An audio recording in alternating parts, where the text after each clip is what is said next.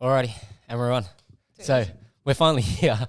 So funny. So I'm gonna have to put you on blast because Adele was like, first of all, okay, we're gonna originally try and catch up for this podcast earlier in the day, and then it was like, okay, got him back late. No stress whatsoever. And then she was like, okay, we pushed it back an hour, and then it was like, I think I'm a bit lost. And then she sent me this video message of some street that wasn't my street. Definitely not your street. Definitely not my street. And so I was like, where are you? Anyway, we got there. So, and as I said to her when she got here, jiu-jitsu athletes, they're not typically known for good reading or writing. No, we're not known for our punctuality either. Jake will be having a field day because Jake is the most punctual person I've ever met in my life. Yeah. Like he'll be there 15 minutes before the thing is set to actually start. Yeah. He's always 15 minutes early. So he'll be having a field day knowing that I was like an hour and something late to this. Yeah. So, Jake's on the opposite end, right? So, if you haven't seen that episode, go and check out that one. But Jake's probably more on the anxious side of things. Yeah. So he's always, he wants to have everything prepared to a T, right? And we'll talk about this a little bit more. But I guess for people that if you've been living under a rock and you're in the jiu-jitsu space, you may not know, or you're not in the jiu-jitsu space, I should say. You may not know who Adele is, but Adele just took out ADCC both in the 55 and the absolute. Our first ever Australian gold medalist. First ever. 2-time. Yeah. Yep. First ever ADCC world champion out of Australia. Yeah. Male or female, which is an exciting title to bring back. Yeah. And I guess there's been a couple of months now to sort of let things sort of roll, right? How do you feel like, when you reflect on that time? And the reason why I ask this is because, nobody ever really gets to live in that moment for an extended period of time, right? Like it's like the job's done and one of the questions I typically hate is always asking, well, what's next? But then I think everybody naturally then also asks themselves, well, what's next, right? Yeah, 100%. I think that especially as a jiu-jitsu athlete, it's always on to the next one. It's never, you can only sit in it for so long. To be fair, some of the best advice that I got straight after ADCC was sit back, enjoy it for a minute, like go home, celebrate with your family, celebrate with your friends. And I did that. I had a barbecue at the house. I invited all my teammates. It was an open invite. So we had, a bunch of people just through the house all day, which was great. How many people turned up? Would have been like hundreds, right?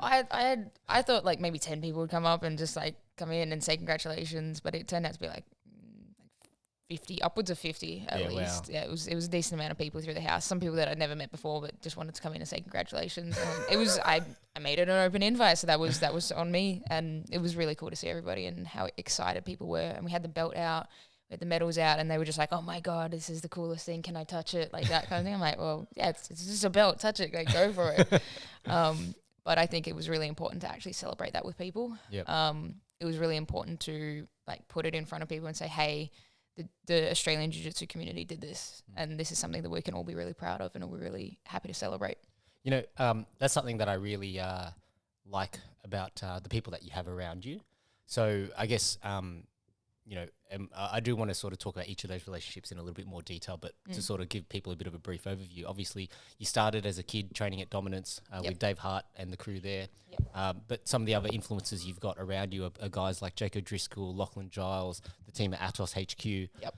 And, it's funny because like jiu-jitsu in the past, people always like to, and especially with traditional martial arts, like they love to throw around this idea of loyalty, right? And I even talked about this on a podcast with Treco about how, it's funny because like that'd be like saying that, when you go to primary school, your primary school is the school that's going to take you through high school, that's going to take you through uni, it's going to take you through everything that you need to achieve in life. Yeah. It doesn't always happen like that.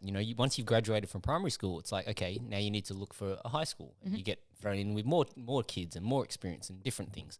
And then it's like, if you want to go and study and specialize in medicine, well, I don't want my doctor to have gone to a primary school to have learnt medicine, right? I would want my doctor or my specialist to have gone to whatever specialty school that they needed for that, right? Yeah. And so that's why I think it's cool to see that you still honor those people that have helped you along the journey, but you've got a very adult perspective in that you can have affiliations with more than one school. Yep. You can have influences from more than one coach or person. But I guess, out of curiosity, was that something that Did you ever feel like there was any pressure on you to stay loyal to X, Y, and Z? To kind of have a short answer, yes. There was probably more so pressure that I put on myself to not disappoint certain people. But through some really hard conversations and working through that, it was really tough to navigate at the time. The balance between wanting to pursue a career in the sport and wanting to get as much information and exposure and as good of training rooms as I could possibly get to prepare myself as an athlete, but also pay tribute to where I came from and the support that I'd had over the 10, 15 years of my training. So there was a really fine balance to be had with that. And like my personality is very much people pleasing. So if an action that I'm taking is seen to upset somebody or seen to rub somebody the wrong way, it truly like upsets me to my core. So navigating that was incredibly difficult, but through a lot of difficult conversations and honesty, I was able to navigate that with the right people. And now I'm in a position where I have a team of people, and the team of people work very well with each other. So they even talk to each other and they communicate with each other.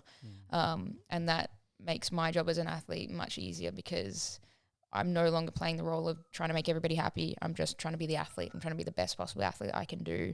And they know deep down, like the guys that are involved in that, they know deep down that I love them and respect them and always appreciate them and their time and what they've done for me over the years. Yeah. So, yeah, it's very difficult because when you have those conversations, it can always go one of two ways, right? It could either be like, oh, well, how could you, I've given you everything kind of a thing. Or it could come down to, and why those conversations need to be had is because you've obviously, you developed a vision for yourself in terms of what you wanted to achieve. Yep. And sometimes those visions may not align necessarily with the school at that particular time. Depend, like, coaches, go through different things throughout their lives. Like when if you become a parent or anything of those sorts of things, like they become not conflicts of interest, but like your priorities change. Yeah, 100%. And like to be able to invest in somebody who wants to be a professional athlete, it's like they require so much time. Yeah. Right. And, your coaches definitely, all understand that. And so then it probably for them, it's a little bit of a load off their backs. It's like, okay, rather than just be all my load, now I can shoulder that load with this guy and that guy. 100%. I'm a pain in the ass. Like me in athlete mode, I'm terrible to be around. I'm an absolute nightmare. Yeah. So I do need to spread myself out to multiple people so that one person isn't just getting the brunt of everything. Yeah. Because there is a lot going on. There is a lot of time and energy that goes on behind the scenes through all the different aspects of my training, and to spread it across multiple people makes it so much easier on the individuals that are involved, but also on myself because I can't.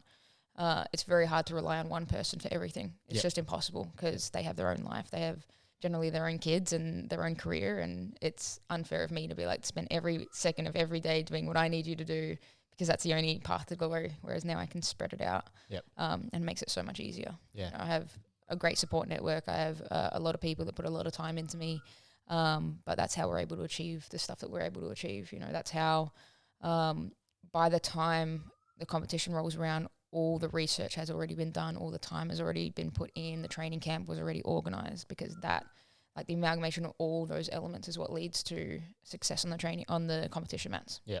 Yeah, because there needs to be an alignment of goals, right? Yeah. So, the coach's goals needs to be the same as the athlete's goals. And, sometimes there are other priorities. Like as a coach, if you're a coach running a school, you have the pressure of trying to make money. You've got all these other pressures on you. Yeah, and a school full of other students as well. Like you can't neglect all the other students that you have just to focus on one particular person, because then it becomes like some of the athletes, some of the other students may become resentful towards that because they're not getting what they're paying for. So it's a really fine balance to find. But the main thing is just conversations need to be had about what the expectations from the team is. And if the expectations from like my side of things, if those expectations can't be met, that's okay. There's nothing wrong with that. But then it needs to be a conversation of, okay, how can I bridge that gap? How can I fill that space that needs to be filled? Yep.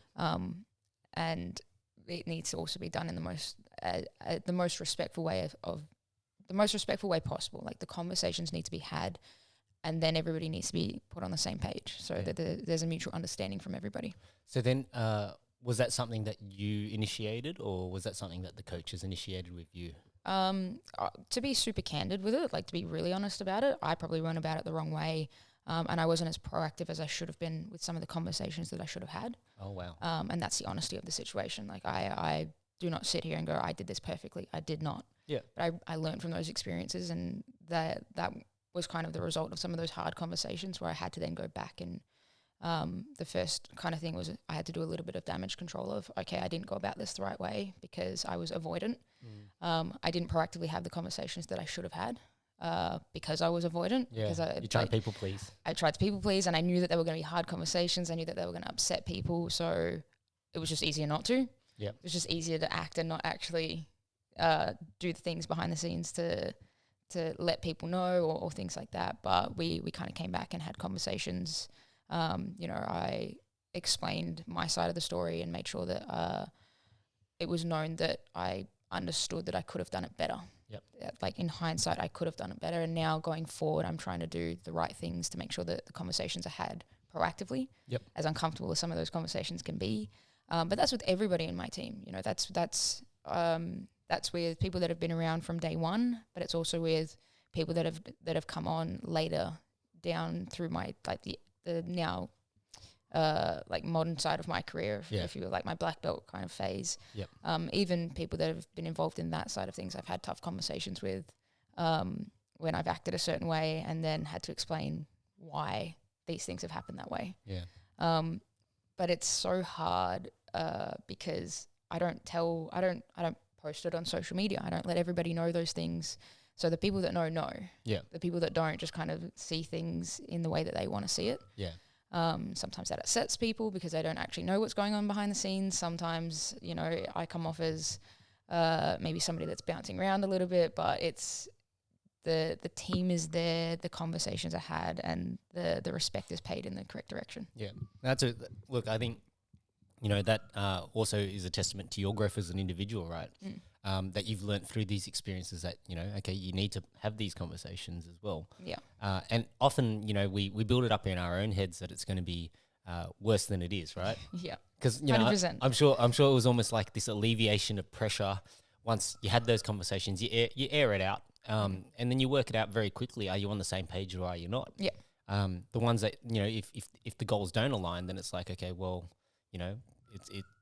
it's kind of like a thanks for everything kind of a thing. But like if the goals don't align, they don't align. Yeah. Right? Yeah.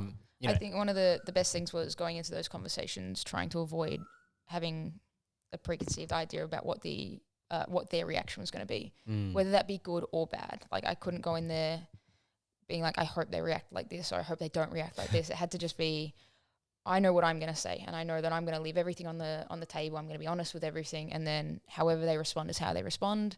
I can't control that. That is well out of my control. What I can control is how honest I'm being and what I'm saying. Yep. And that made the conversations a whole lot easier because I wasn't sitting there being like, oh my God, I hope that they don't say this. Yeah. This is scary.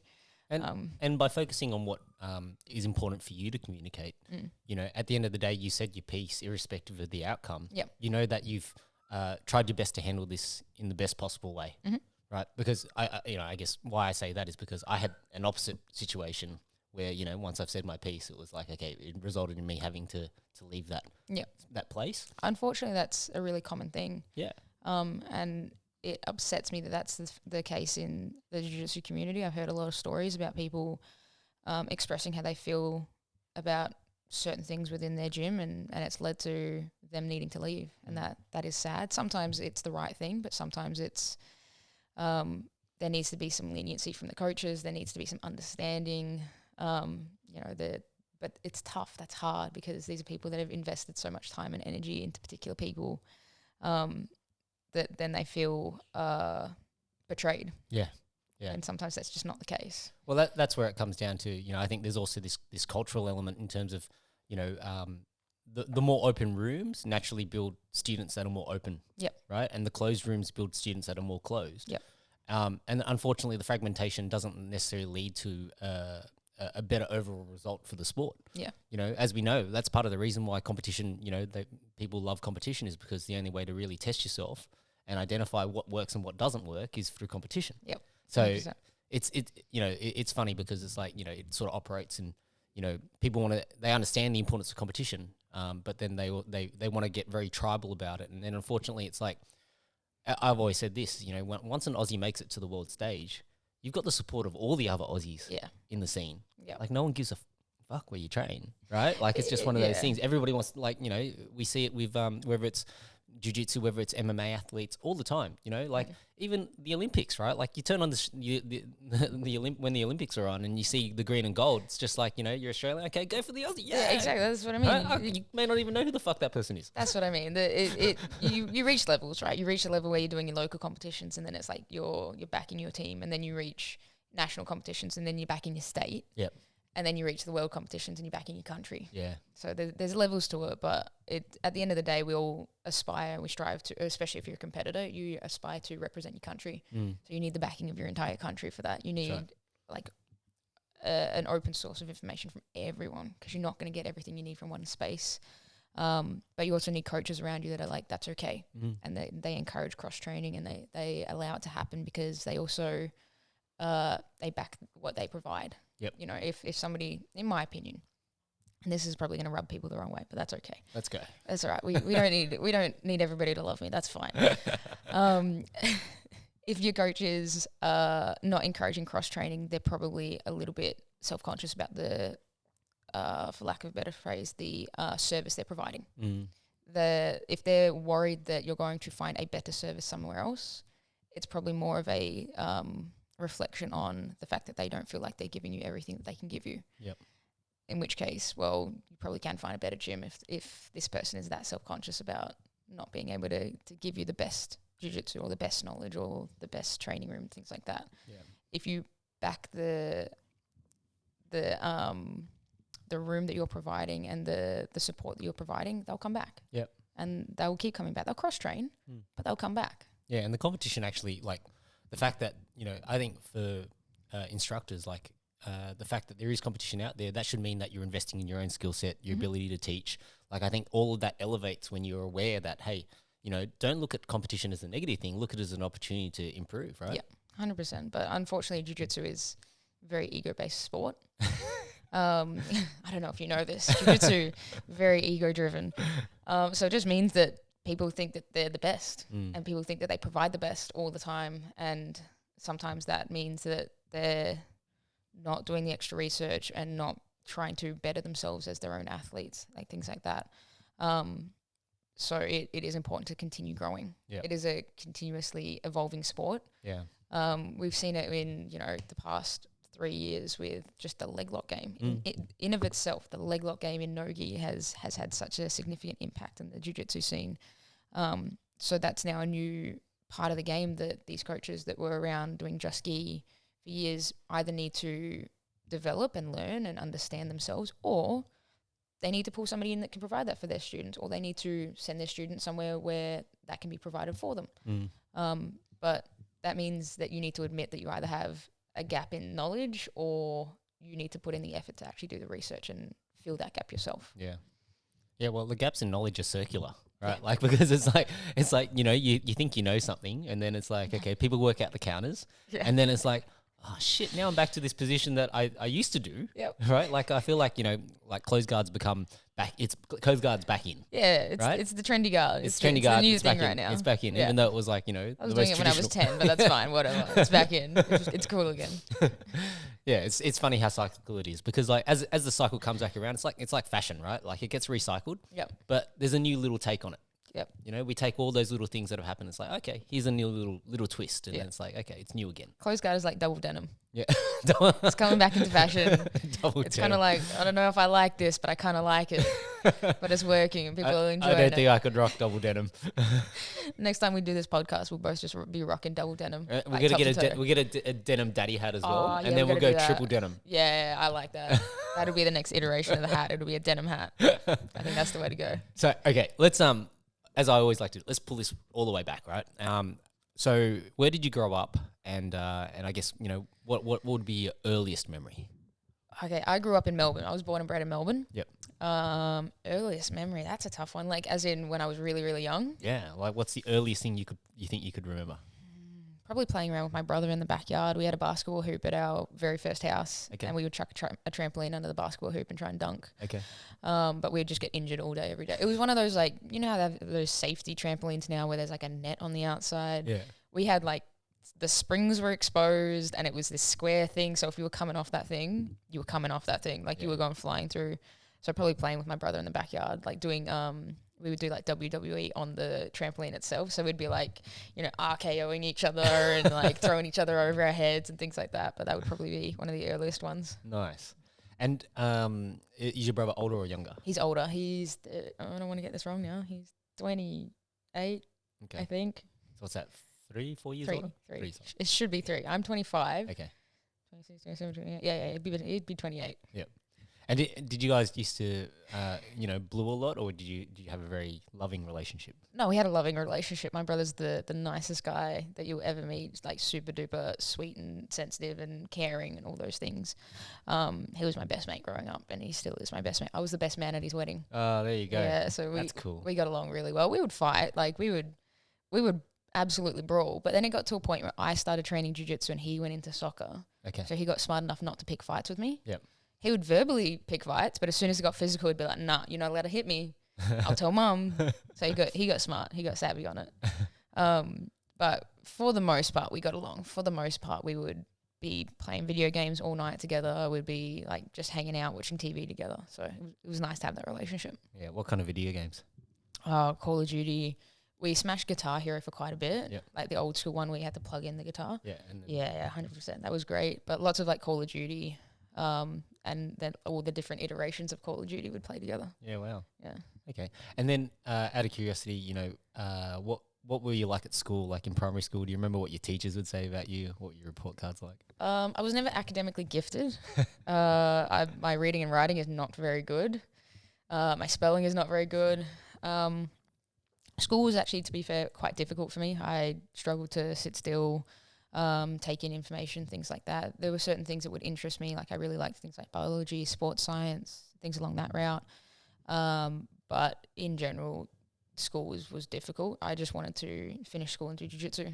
Yeah. So I started jiu-jitsu when I was 10. So that would have been what, year 4 or something? Year 4, year 5? That sounds about right. Yeah. And every day after school, I would so when I first started jiu-jitsu, I was only training maybe every second day, and every other day I was doing soccer. Because my brother did soccer, so if he did it, I wanted to do it. Okay. So was soccer the first sport you got into? No, it was. So I did swimming, then tennis, then I did AFL, and then I did soccer. Okay. Pretty much anything my brother did, I did. Yep. Because I saw that he was doing it, he was having fun. I'm like, okay, I want to do that one now. But my parents were pretty good to encourage me. They would always encourage me to like keep at a certain sport, like see if I could keep doing it and be dedicated towards it, and see if I could be persistent with it. But then they would always allow me to try other things and see where my passion was, which I'm very appreciative for, because it meant that they were driving around all day, or whoever was grabbing us after school would be driving us around all day as well, taking us to different sports. So I would want to finish school so I could get to the sports side of things. I would want to be done with all the academics, run out of school, get in the car and go, okay, let's go to training. I want to do training. Yep. That's where my passion lied from a very young age, that's for sure. And so then, so you started at Dominance, and that was like obviously probably the local jiu-jitsu school, so to speak, for you at the time, I'm guessing. Yes, yeah, there weren't many jiu-jitsu schools running around back in 2010, but I knew nothing about jiu-jitsu when I first started. I googled martial art place near me, and it just happened to be Dominance, and it happened to be jiu-jitsu. So I didn't know what I was getting into, and I said this in the past that like when I was doing the first few lessons of jiu-jitsu, I'd be like, yeah, this is really cool. When are we going to start punching things? And I didn't understand that it wasn't that martial art, but it took me a little bit of time. But then eventually I was like, okay, we're not going to punch things. We're just going to do grappling. Okay, I get this now. Shout out to Google. Obviously did a good job on the SEO there, Dave. Exactly. To make sure that the school ranked really high to lure Adele in, so to speak. It worked. Yeah, he did a good job with that. But so DC was the first kids coach that I had. Now DC owns a gym in Camberwell in Melbourne called the Academy. Okay. He was an incredible kids coach, very good at engaging, very good at keeping us entertained and having fun and just enjoying classes. Like he would teach us really good technique. The the baseline of my closed guard armbar is what I was taught that many years ago, 15 years ago. Like it's all just building blocks from that. So I had DC as my first coach then, and David Hart was always there. So he was always in the space. And when I was young, it was like, oh my God, this guy owns the gym. This is like, oh my God, he's like a little celebrity in my head. So he was always kind of in the background helping everybody out. And then I had Lincoln Hancock as my second coach, I think. That was when I was like pushing into the teens area. And then David Hart was my coach. So I had 3 fantastic coaches through the lead up that were all really good at keeping me engaged and building my technical ability and encouraging me to compete and things like that. Yeah. So I was very lucky that Dave had created a space with really, really good coaches that really supported the kids program there. Out of curiosity, you know, when you go through the kids program to the teens program to the, I guess, the adult program, so to speak. Yep. Because I always find it's funny, like one of my, I can't remember who said this to me, but someone I was talking to, another coach was saying, you know, you sort of, you know, you teach kids like adults and you teach adults like kids. So it's like, you know, with kids, you don't explain as much, you just get them to do things. Yep. And then with adults, you treat them like they're kids, where you need to provide more detail, more explanation. Yep. Right. So I guess, you know, you mentioned, you know, your closed guard armbar system that came from DC. Mm-hmm. You know, as you sort of went through and you went from the different levels, right? Like, did you find that the style of training, obviously, you know, is always influenced by the instructor. Yep. But you know, did you find it very easy to sort of switch between each of the classes? To be fair, yeah, I feel like I did. I was always really competitive, so my main focus was like just beat everyone. just go as hard and as fast as I could to beat everybody. Where do you think that comes from? I don't know. Me and my brother would always compete as a young, like I was always doing competitive sports, and sport was always something that I really enjoyed doing. I don't know where like the core drive of my competitiveness is. Some of it is like, you know, wanting to prove myself, especially in a male-dominated sport. It was very much like I was one of the only females in the space, and I wanted to prove to everybody that I could do everything that everybody else could. That was something that was really important. Like that was a big motivating factor when I first started, was just like beat up all the boys. Like I didn't care. I just wanted to beat the boys. I wanted to be good enough to beat up all the boys. But that kind of carried through into when I started doing the adults classes, where again, majority of them were guys. So I was training, like majority of my training partners were fully grown adult males. Yeah. And I just wanted to get good enough to beat them, because jiu-jitsu was for the small person. Jiu-jitsu was always the martial art for the weaker person. Yeah. So if I can get technically proficient enough to use all this jiu-jitsu to beat up somebody that's twice my size, well, okay, I've cracked jiu-jitsu. I've done it. I figured all this out. So that was definitely the motivating factor. Yeah, wow. So then, you know, when it came to high school then, right? So you would already have had jiu-jitsu experience when you were going to high school. What age did you do your first competition? 11 or 12. Okay, so you're still in primary school when you did your first competition? Yeah, I was young. It was when the boys and girls were still in the same division kind of thing. Yep. Yeah, so I was young enough that my first few competitions I was competing against boys. Yep. Again, no females in my divisions. And then do you remember, you know, how you felt going into your first comp? Were you nervous at all, excited, like? I feel like I was like a little bit fearless. I wasn't super nervous. I'd done soccer, and every Sunday we'd we'd do soccer matches. So I think I just treated it like that, where it was just like a match. Yeah. I knew that I would have been a little bit nervous, because there's always that like just unsure about what style of jiu-jitsu this person in front of me has. Mm-hmm. But again, I was competitive. I was like fearless. I just wanted to get out there, and then I won my first few competitions, and I was like, oh, this is great.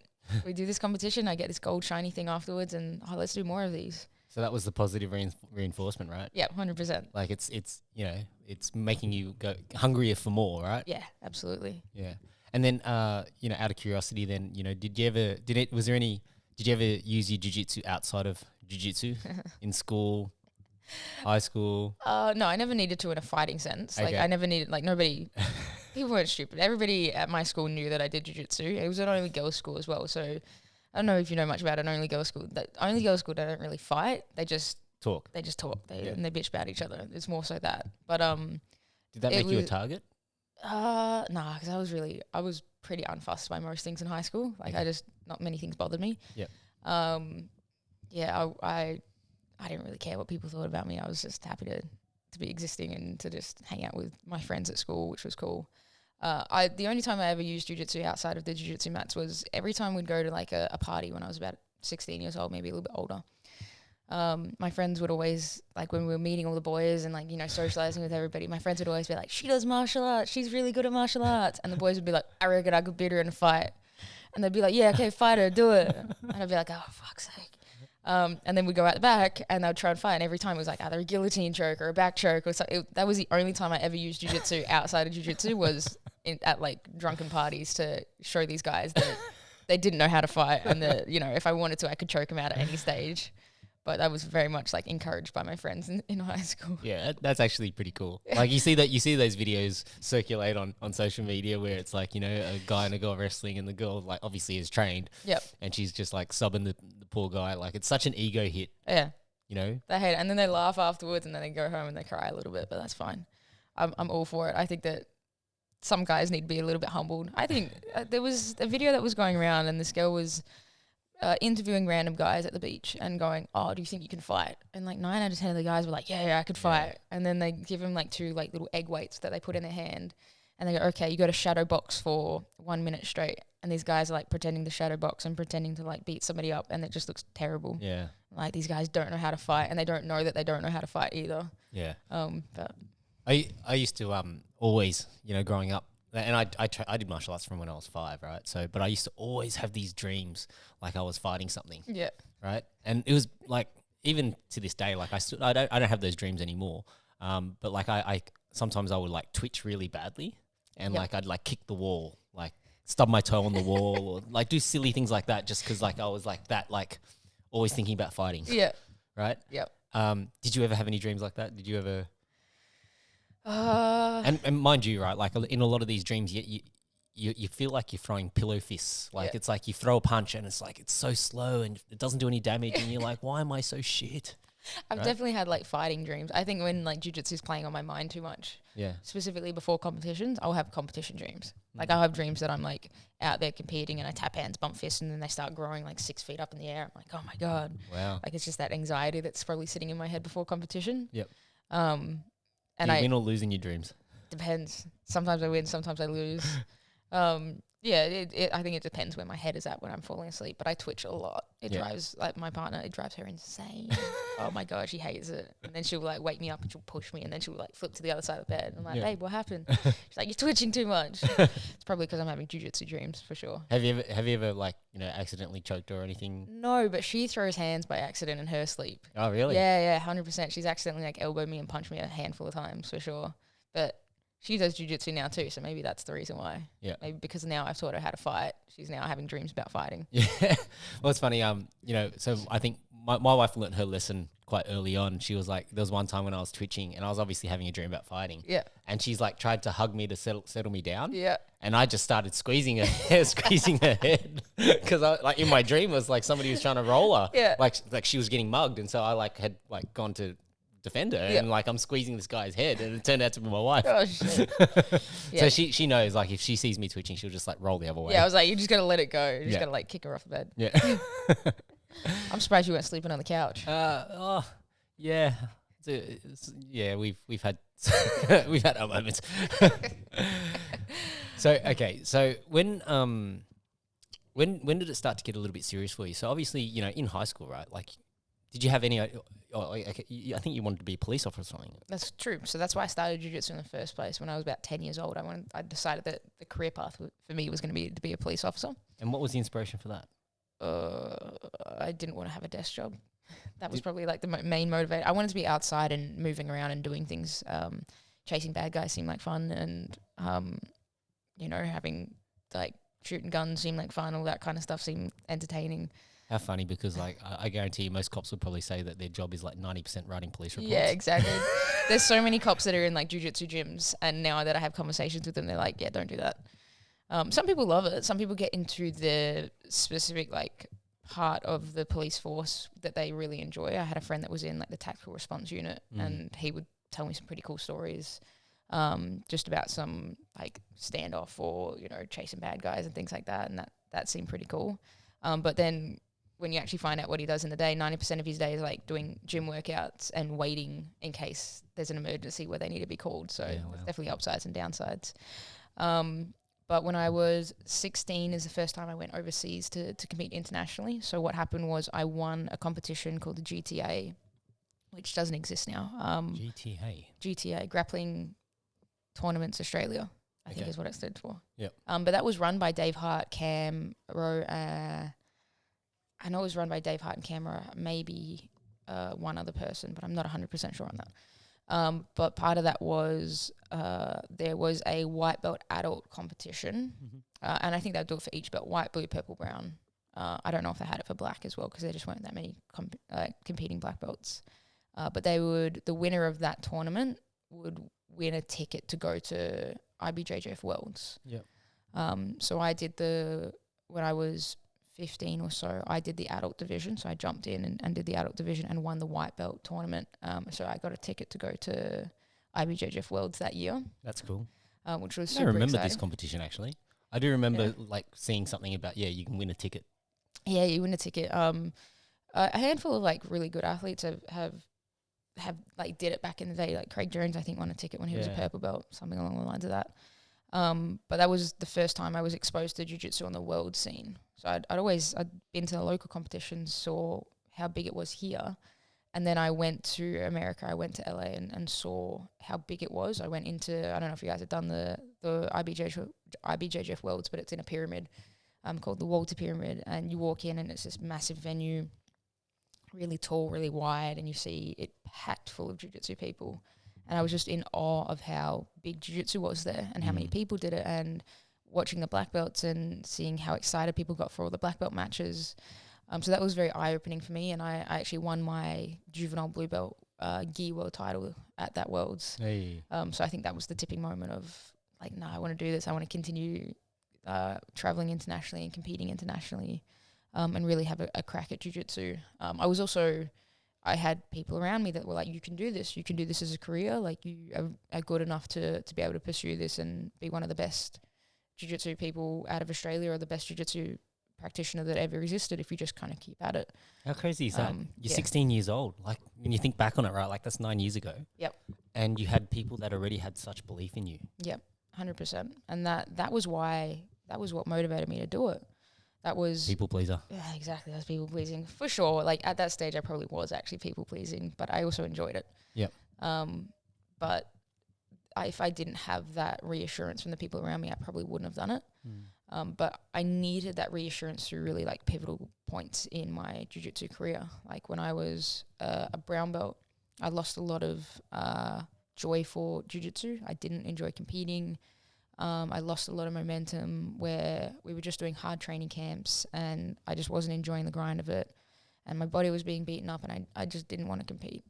Were you putting a lot of pressure on yourself? Yeah, for sure. Absolutely. There was this pressure of like, if you're not doing well at the lower belts, you're never going to crack it as a black belt. Yeah. So I was so like stressed out through some of my brown belt competitions where when I was a purple belt, I had done well, but didn't quite crack it as much as I wanted to.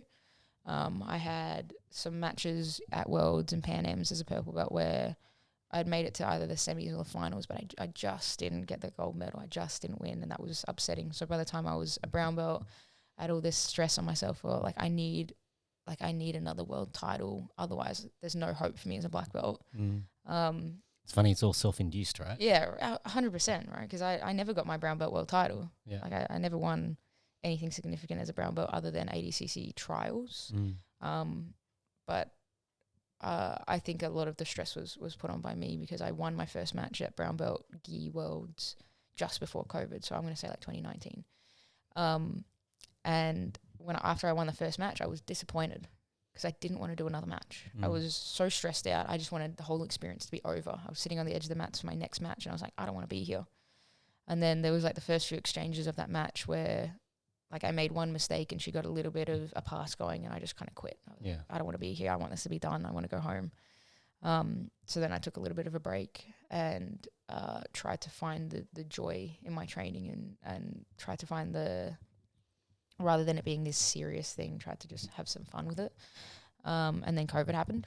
So COVID forced everyone to have a break. Exactly. It was a forced step back. And for me, COVID was kind of the timing for COVID, although there were so many negative things that happened with COVID. For me, it actually turned out to be a positive thing because it forced me to take a step back from jiu-jitsu. It forced me to stop competing for a little bit. And then by the time I could compete, I was itching to compete. I was like, oh my God, I just want to get back out there. I want to do this. Like I've had so much time off now. Now I'm ready to go back out there. And then the first competition after COVID was ADCC trials in Sydney. And I was so excited. I don't think I've ever been that excited to compete in my life. Yeah. And then just kind of built on from that momentum from there. Yeah, wow.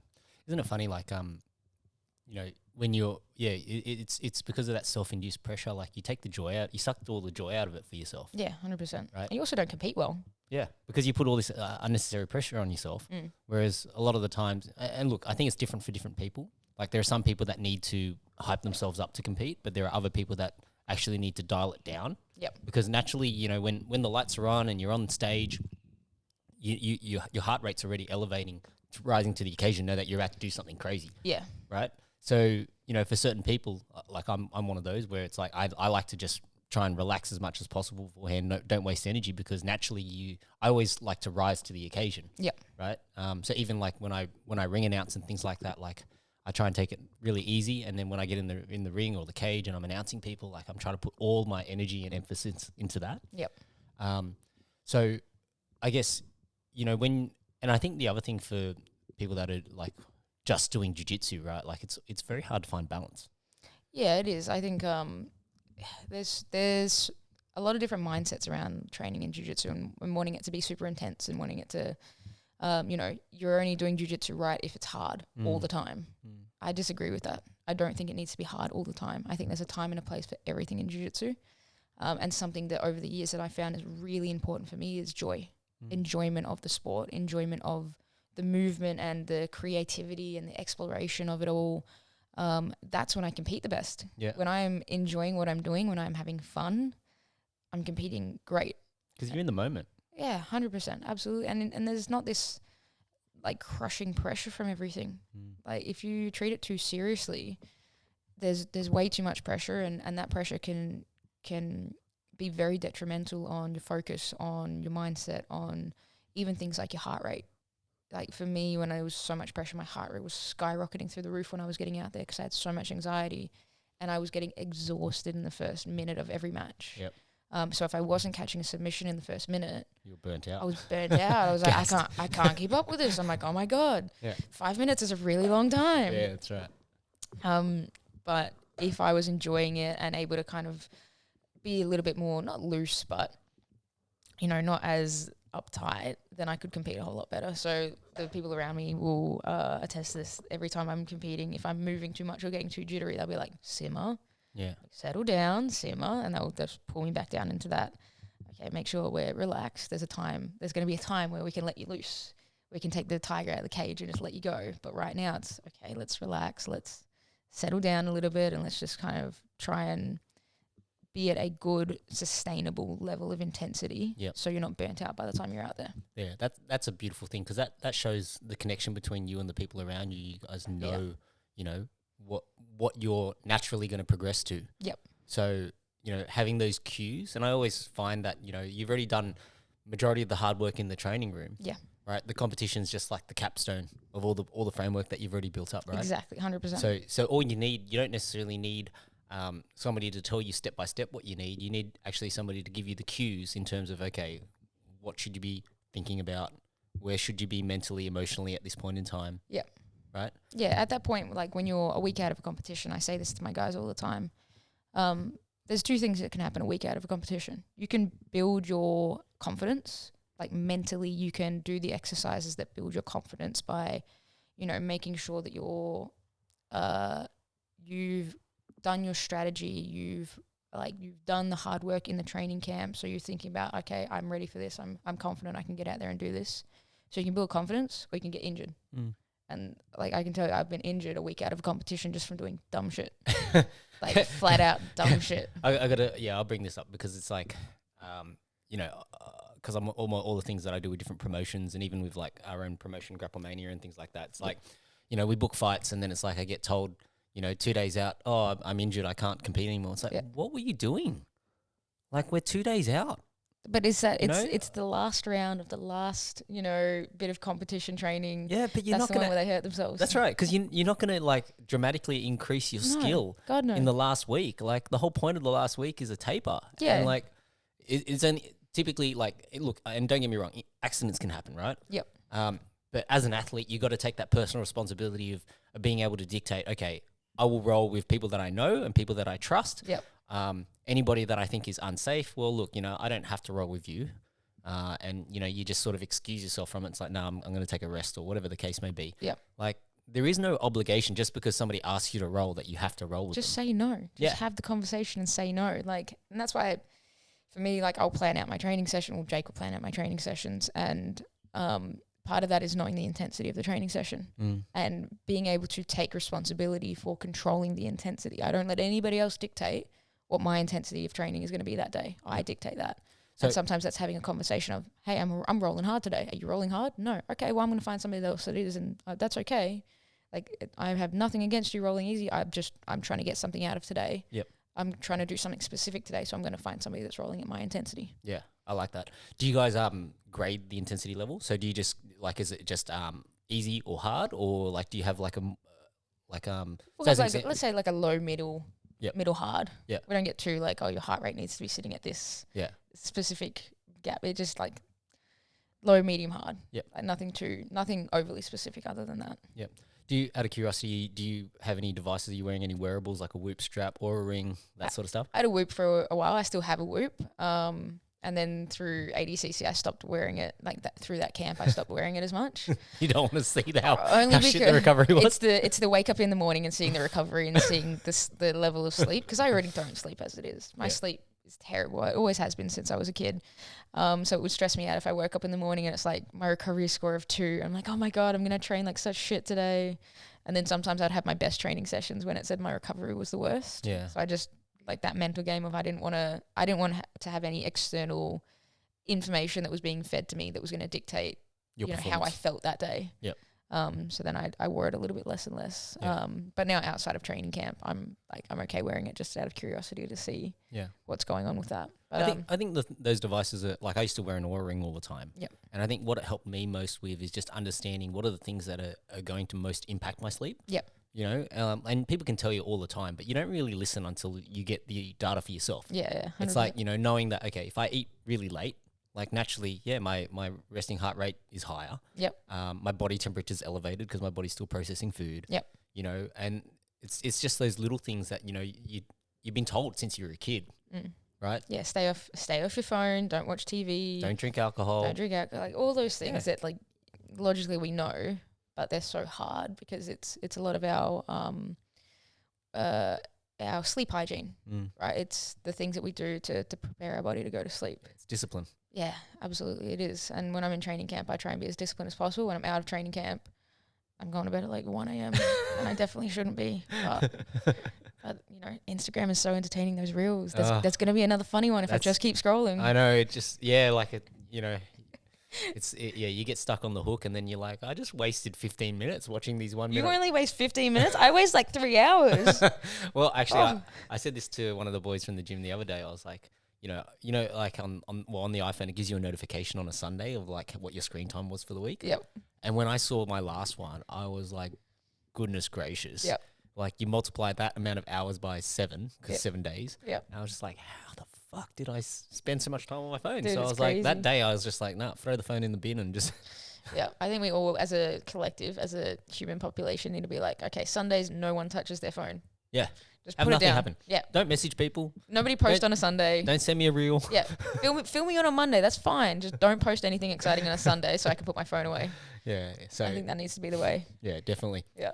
Okay. So, I want to talk about the relationship with Jake and Lockie and all those guys. Yep.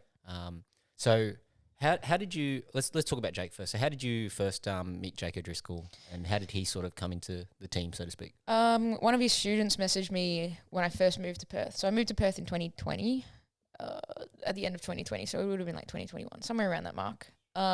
Because my partner Nev, she was studying dentistry. Okay. And the dental course that she was studying was at UWA. Oh, okay. So Western Australia, yeah. Yeah, Western Australia. So we moved to Perth for her degree, but we moved during COVID, so it all kind of worked out nicely. So you guys would have been stuck there, right? We were stuck there. Yeah. Yeah. So the actual story of when we left was almost traumatic because we were in Adelaide for Christmas and then came back to Melbourne for New Year's on the, let's say, 30th of December. Mm-hmm. And then when we had landed, I think it would have been like 3 hours after we landed in Melbourne, I was moving the car outside because we had to play like shuffleboard with the cars to put one in front of the other. And I just turned on the radio by chance. And as soon as I turned on the radio was like, there's been one case in Melbourne. There's been one COVID case found in Melbourne. And we're like, fuck, Perth is going to shut the borders. Yeah. We need to get out of here now. Wow. So we were supposed to wait until the 7th of January to leave because my parents were going to come back from Adelaide and we were going to have this whole goodbye thing and, you know, send us off to Perth, that kind of thing. But as soon as we found out there was one case, we're like, we got to buy tickets. We got to go now. And we, like, lo and behold, we went online, we bought tickets that were like $1 million because everybody was panic buying tickets to Perth. Yeah. Got to the airport. We were on one of the last flights out and we just landed in time that they would let us off the plane. Wow. And as soon as we landed, they shut borders like that. After one case in Melbourne, Yep. Perth had to shut the borders and they did not open the borders for an entire year. Wow. So as soon as we landed in Perth, we were there. We were stuck there for a year. That's well, not intense. stuck. We were like we were there for a year.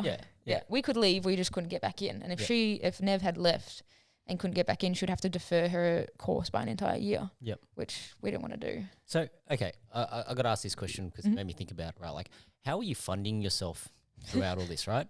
Because, you know, I always make the joke that jiu-jitsu athletes are averse to money. Yeah. Jiu-jitsu athletes hate money. They hate money. So you know, for all the aspiring jiu-jitsu athletes out there, you know, like how were you making ends meet? Were you working like side gigs, jobs? What were you doing for money? Like through COVID? Throughout your whole career? Through COVID, I was getting paid way better than I was not through COVID.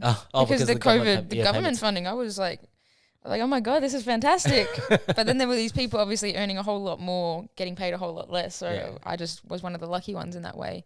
I coach, so I do a lot of coaching, PTs, things like that. Mm-hmm. That was a big part of the like starting stages of my jiu-jitsu career as a competitor, like supporting us in Perth through a lot of coaching. So I spent a lot of hours coaching and a lot of hours doing PTs. Yep.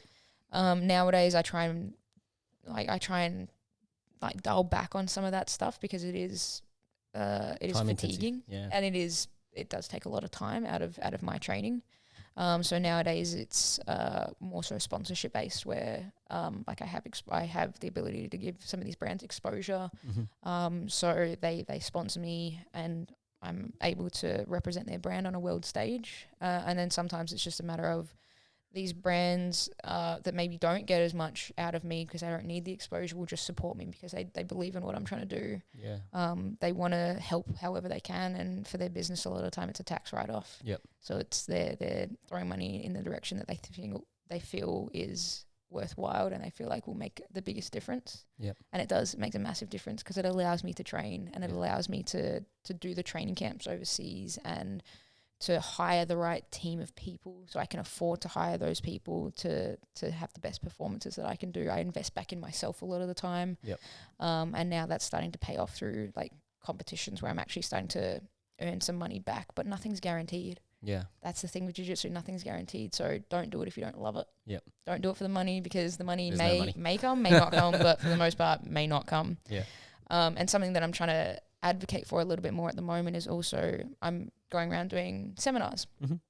And some of the sales in the seminars are up and down, but part of that is for the community in Australia, it's really important for everybody to know that if you want to see your athletes, like your Australian athletes out there on the world stage competing and you want to see them have good performances and you want to find a way to support them, go to their seminars.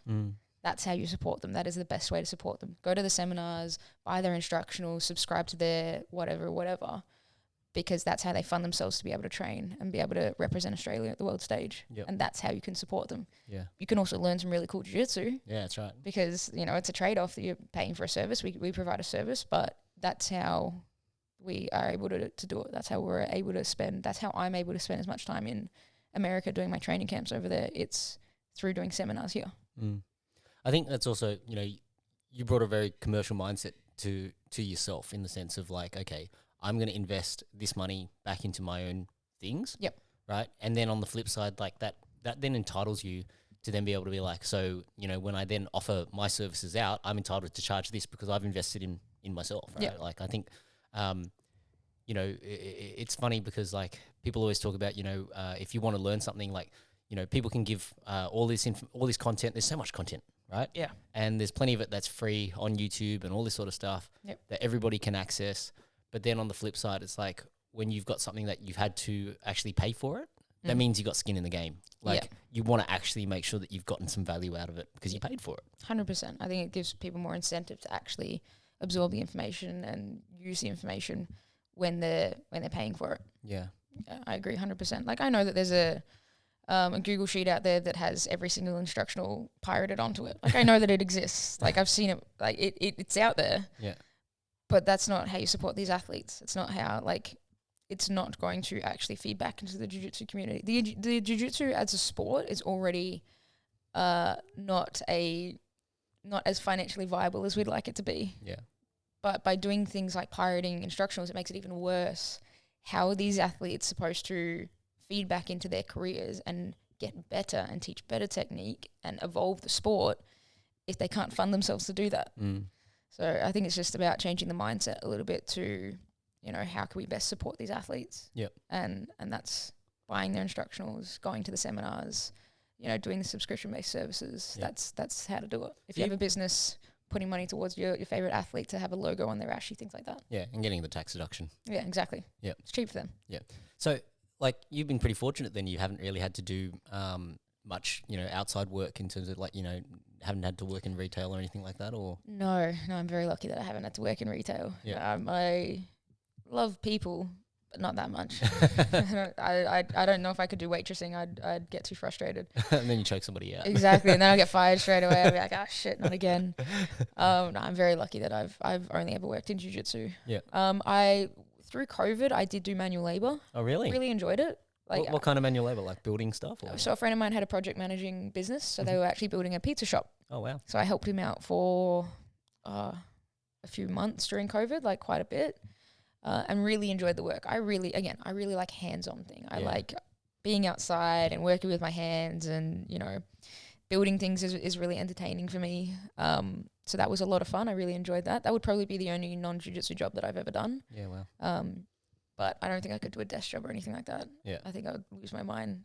So at the moment, I'm doing a lot of video editing for instructional content. Are you doing your own video editing? I am doing my own video editing. Okay, hold on. Let's get down this rabbit hole now, and we'll come back to Jake in a All second. right, we'll come back Sorry, to Jake. Yeah. So, We'll get there. So, what software are you using to do your video editing? Premiere Pro. Premiere Pro. Yep. Oh, you're one of those. Thank you, Adobe, for charging me a bazillion dollars to actually get a subscription, because I need Premiere Pro, I need Audition, and I need Photoshop. Yep. So I need the three of them. So I have to pay for whole the suite. Yeah, exactly. Look, I'm not sponsored by this company, but I do enjoy using DaVinci. Okay, yeah. Yeah, so DaVinci Code. Yep. It's not DaVinci Code. DaVinci Code's a book, but DaVinci Resolve. DaVinci Resolve, yes. Yeah. I have heard of that before. Yeah. So I used to use so when I first started doing video editing, I was using iMovie on the iPhone first. Yeah, I've done that before. And then progressed from iMovie, paid for Final Cut. Yep. Was doing it on my Mac and in Final Cut, and then Keller from GE was the one that said, "Hey, you know, why don't you try DaVinci?" Yep. And I was like, "Oh, okay, I'll give it a crack." And then once I tried it, then I was like, "Oh shit, the functionality of this is actually really, really good." And so then so I went down that rabbit hole, and then so that's where I'm at. But anyway, so it's a worthwhile check out if it does. Sorry, Adobe, but you're not sorry, Adobe. Adobe's way too expensive. Unless Adobe wants to sponsor Adele. If Adobe wants to sponsor me, I'm more than happy to work with Adobe. Adobe, I like how Premiere Pro and Photoshop, it's so, you can do whatever you want on that. Yeah. The hardest part for me is figuring out, because there are so many buttons and so much you can do, Yep. is figuring out how to use all the buttons. Yep. But I'm still at the beta stages I'm still a white belt in video editing. Yep. But I sat down with Lockie. I actually went to Lockie's house and we sat down and he showed me how he did his submeta editing. Yep. I don't think you guys realize that there is so much time and energy and effort that goes into making sure that the product that is given in submeta is crystal clear and well understood and well edited and well presented to everybody. Yeah. That's part of the reason why it has the reputation that it does, because so much effort goes in behind the scenes to make sure it is a good product. Yep. So now I know what goes on, and so I'm spending hours a day at a laptop editing videos or on the plane editing videos. It's like that is a job in itself. Honestly, it is, video editing absolutely. is like so time consuming. 100%, absolutely. I spend like 3 hours editing a 10-second reel. 3 hours to do a 10-second reel. Yeah. That's it's not it's that makes me zero money. The ratio does not compute. No, it does not. Absolutely. Look, I as I said, when I used to do a lot of fight study stuff, and like the amount of times that I'd spend doing on some of these projects, and I'd just be like, I'm just doing it because I enjoy it. Yeah. Like I still study fights, but I just don't upload them anymore because I was just like, this takes me so much more longer. Like, I finish my fight study in maybe, a couple of hours. Yep. But then it's the video editing that takes me 2 weeks. And I'm just like, okay, I actually don't have the time for this right now. No, it's pretty crazy. There's a lot of steps that go into the process to actually have the final product that's something that consumers can enjoy. But so what were some of Lockie's tips? We got to steal some of his. Did he? I guess is there a particular workflow or layout that you like? Is there a particular style that you're looking for? I think he invests back into Submeta to make sure that the product comes out good. Yeah. So things like making sure that he has a good camera and good lighting, and making sure that the sound quality is really good. So having the correct microphones and things like that go a long way. Just making sure that it's easy to understand, easy to hear, that there's not like background noise and things like that. So there's certain processes about the audio and things like that that take time to do. Like it's very time consuming to make sure that, that you're not hearing his knee click every 3 seconds, things like that. Yeah. But I can't give any of the trade secrets away because then, it pulls back from the magic of Submeta. Oh, true. But a lot of time and effort goes into all the editing of it, that's for sure. Yeah, I can imagine. Yep. Yeah, I'll have to get Lockie on at some point to share the... Pick his brain about it for sure. Pick his brain about it. Yeah.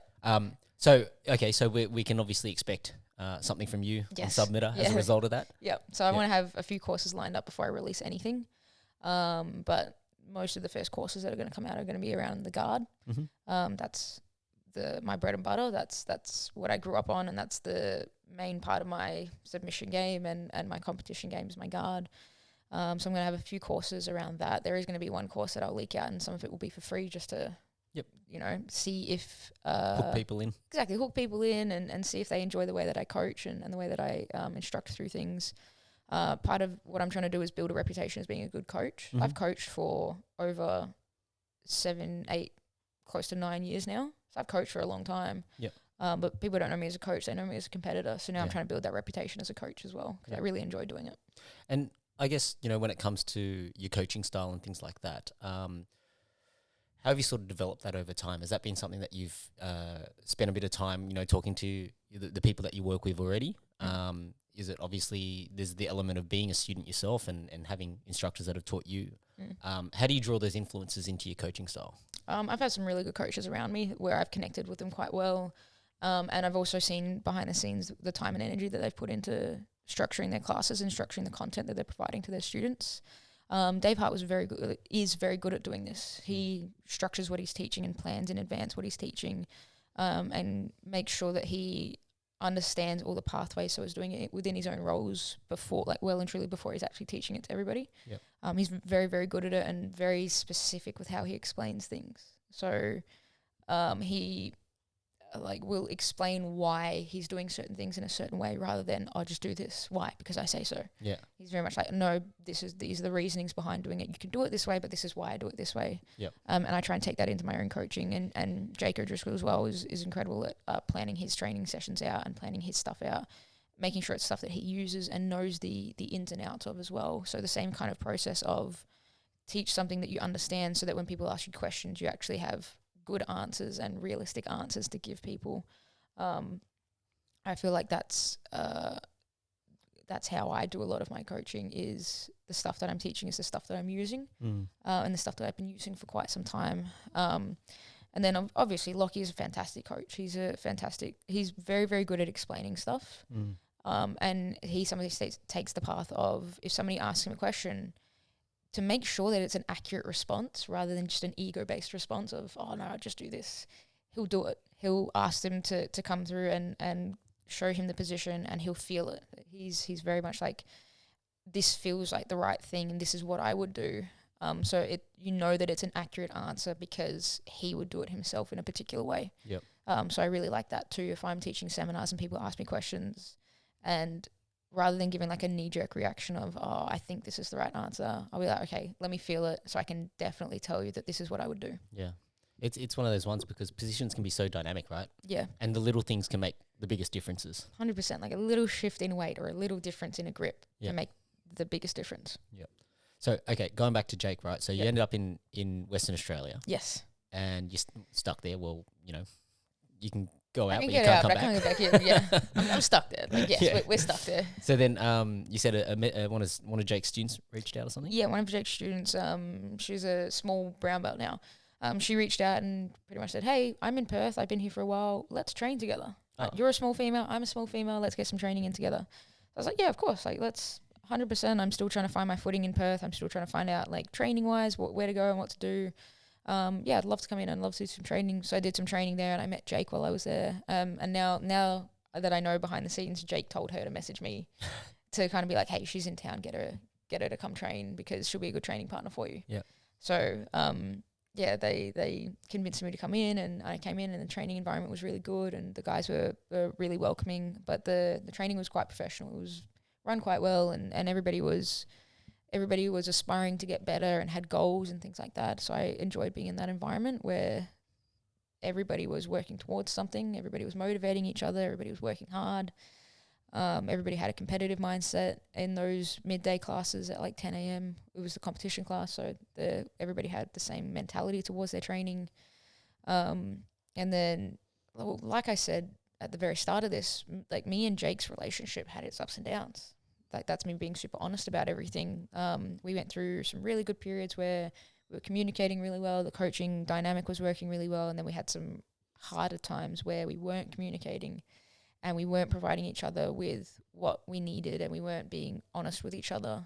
So we had to have some really difficult conversations through that. But I think that made our relationship stronger. I think that built the trust that we have in each other from a coach-student relationship.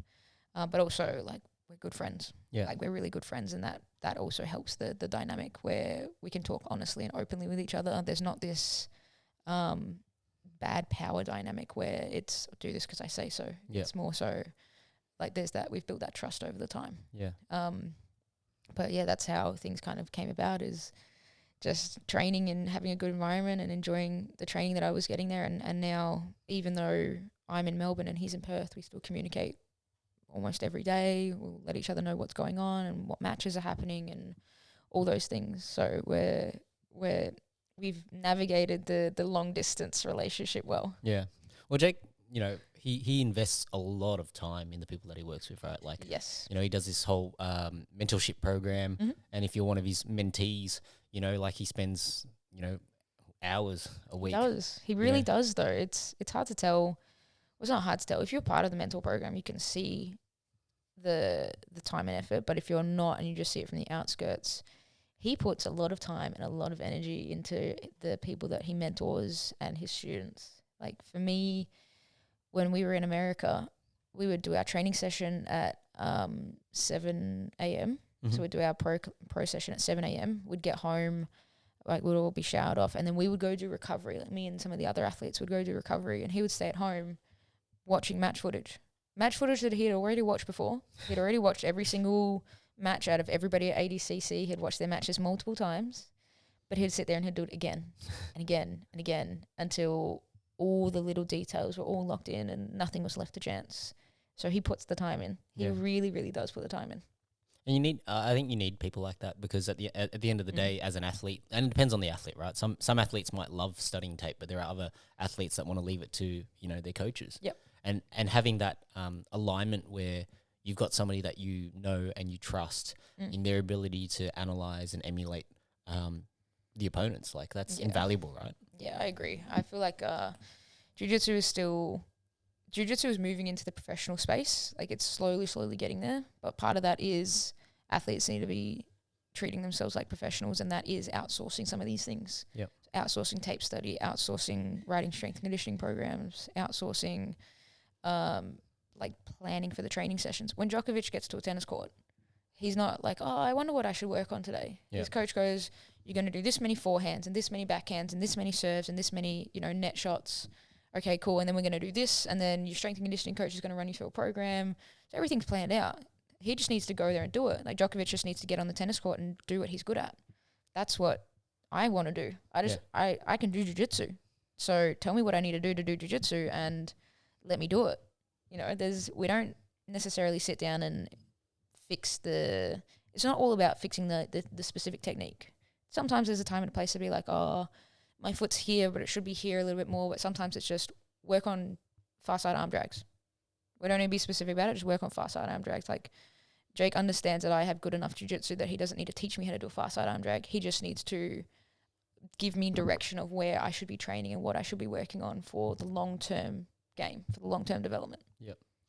Out of curiosity, where did that that mindset of being, like wanting to be a professional, where did that come from? Like, obviously, as you're progressing through and you're finding that you're getting success, to then go and decide that, hey, okay, I am going to take this really seriously and I'm going to pay these people around me to then invest back in me. Like, not everybody takes that step.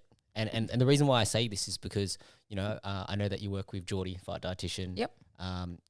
There's probably other people that who do you see for your strength con, all that sort of stuff? Bulletproof. Oh yeah, the Bulletproof Joey. boys do my strength and conditioning. I think I don't know if I'm allowed to say this, but I'm going to say it anyway. They're going to release my strength and conditioning program onto their app sometime soon. Okay. So everybody can see what I'm doing specifically, which is pretty exciting. That's cool. I think it'd be cool. Because then it's what I was doing through ADCC. Yep. So you can see what I'm working on. Yep. But I outsource as many things as I can. Yeah. So when did that start? I think that I started to really think about professionalism. Me and Jake had a really important conversation, and that was to set a theme for the next year.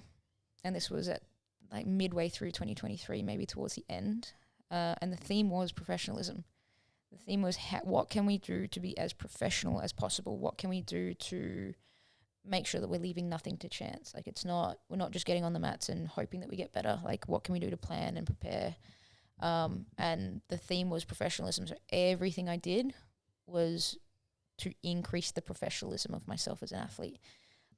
Whether that was getting a manager to deal with the negotiation of sponsorships and fight contracts, or whether that was outsourcing these things, or whether that was getting a coach and paying for a coach to do all the preparation, things like that. That's what became very important to me, was being as professional as possible. But I take it back to, you think about professional athletes that are in $1 million sports, things like tennis, or we talk about like Ronaldo, Messi, LeBron James, exactly, excellent examples. We don't need to reinvent the wheel. Yeah. We just need to see what these $1 million athletes are doing, because they're clearly getting the results. They're clearly doing the right things because their performances are GOAT status.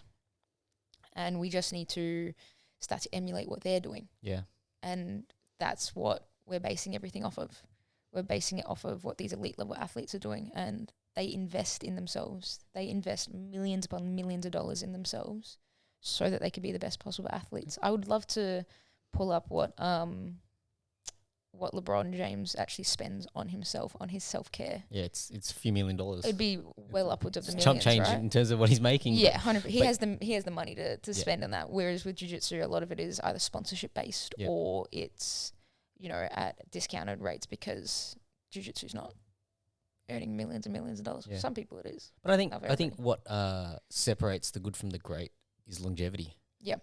Right? 100%. And so, the fact that these guys, the reason why they invest so much back into themselves is because to have the longest career possible, that's where you start to put the runs on the board that nobody else can compete with. Yeah, absolutely. Because there's the element of longevity, there's also that element of discipline so that you can actually achieve the longevity required, right? Yeah, motivation does this. Motivation has ups and downs. Discipline should be a steady state. Yeah. Discipline should be consistent. Doesn't go up and down, it just stays where it is. Motivation can go up and down, discipline shouldn't move. Yeah. That's the main thing about it. But I want longevity in the sport. It's like 2 ADCC titles, awesome, great, fantastic. I'm not even getting started. Yeah. Like I'm not even getting started. Jake says 5, I want 6. I want 6. That's a big call. Yeah, he wants 5 because something about LeBron having 5 something or others. World championships. Something like that. Yeah, he's like, nah, you're only allowed 5. I'm like, yeah, but what if I get 6? He's like, I'm not coaching you anymore. I'm going to walk off and boo you. I'm like, yeah, okay, fair enough. He's you've gone too far now. He's like, I'm going to start coaching the other person. I'm like, fuck yeah. You're getting too big for your boots. Yeah, exactly. But because he said 5 now, I'm like, I want 6. Yeah. But that's 6 ADCC titles. That's not even mentioning I want multiple IBJJF gi world titles and no gi world titles and who's number 1 titles and Polaris belts and whatever. Like I want everything. I want all of it. So, you obviously still have an affinity for the gi. Yeah, I miss the gi. Yeah? Yeah, I do miss the gi. Yeah.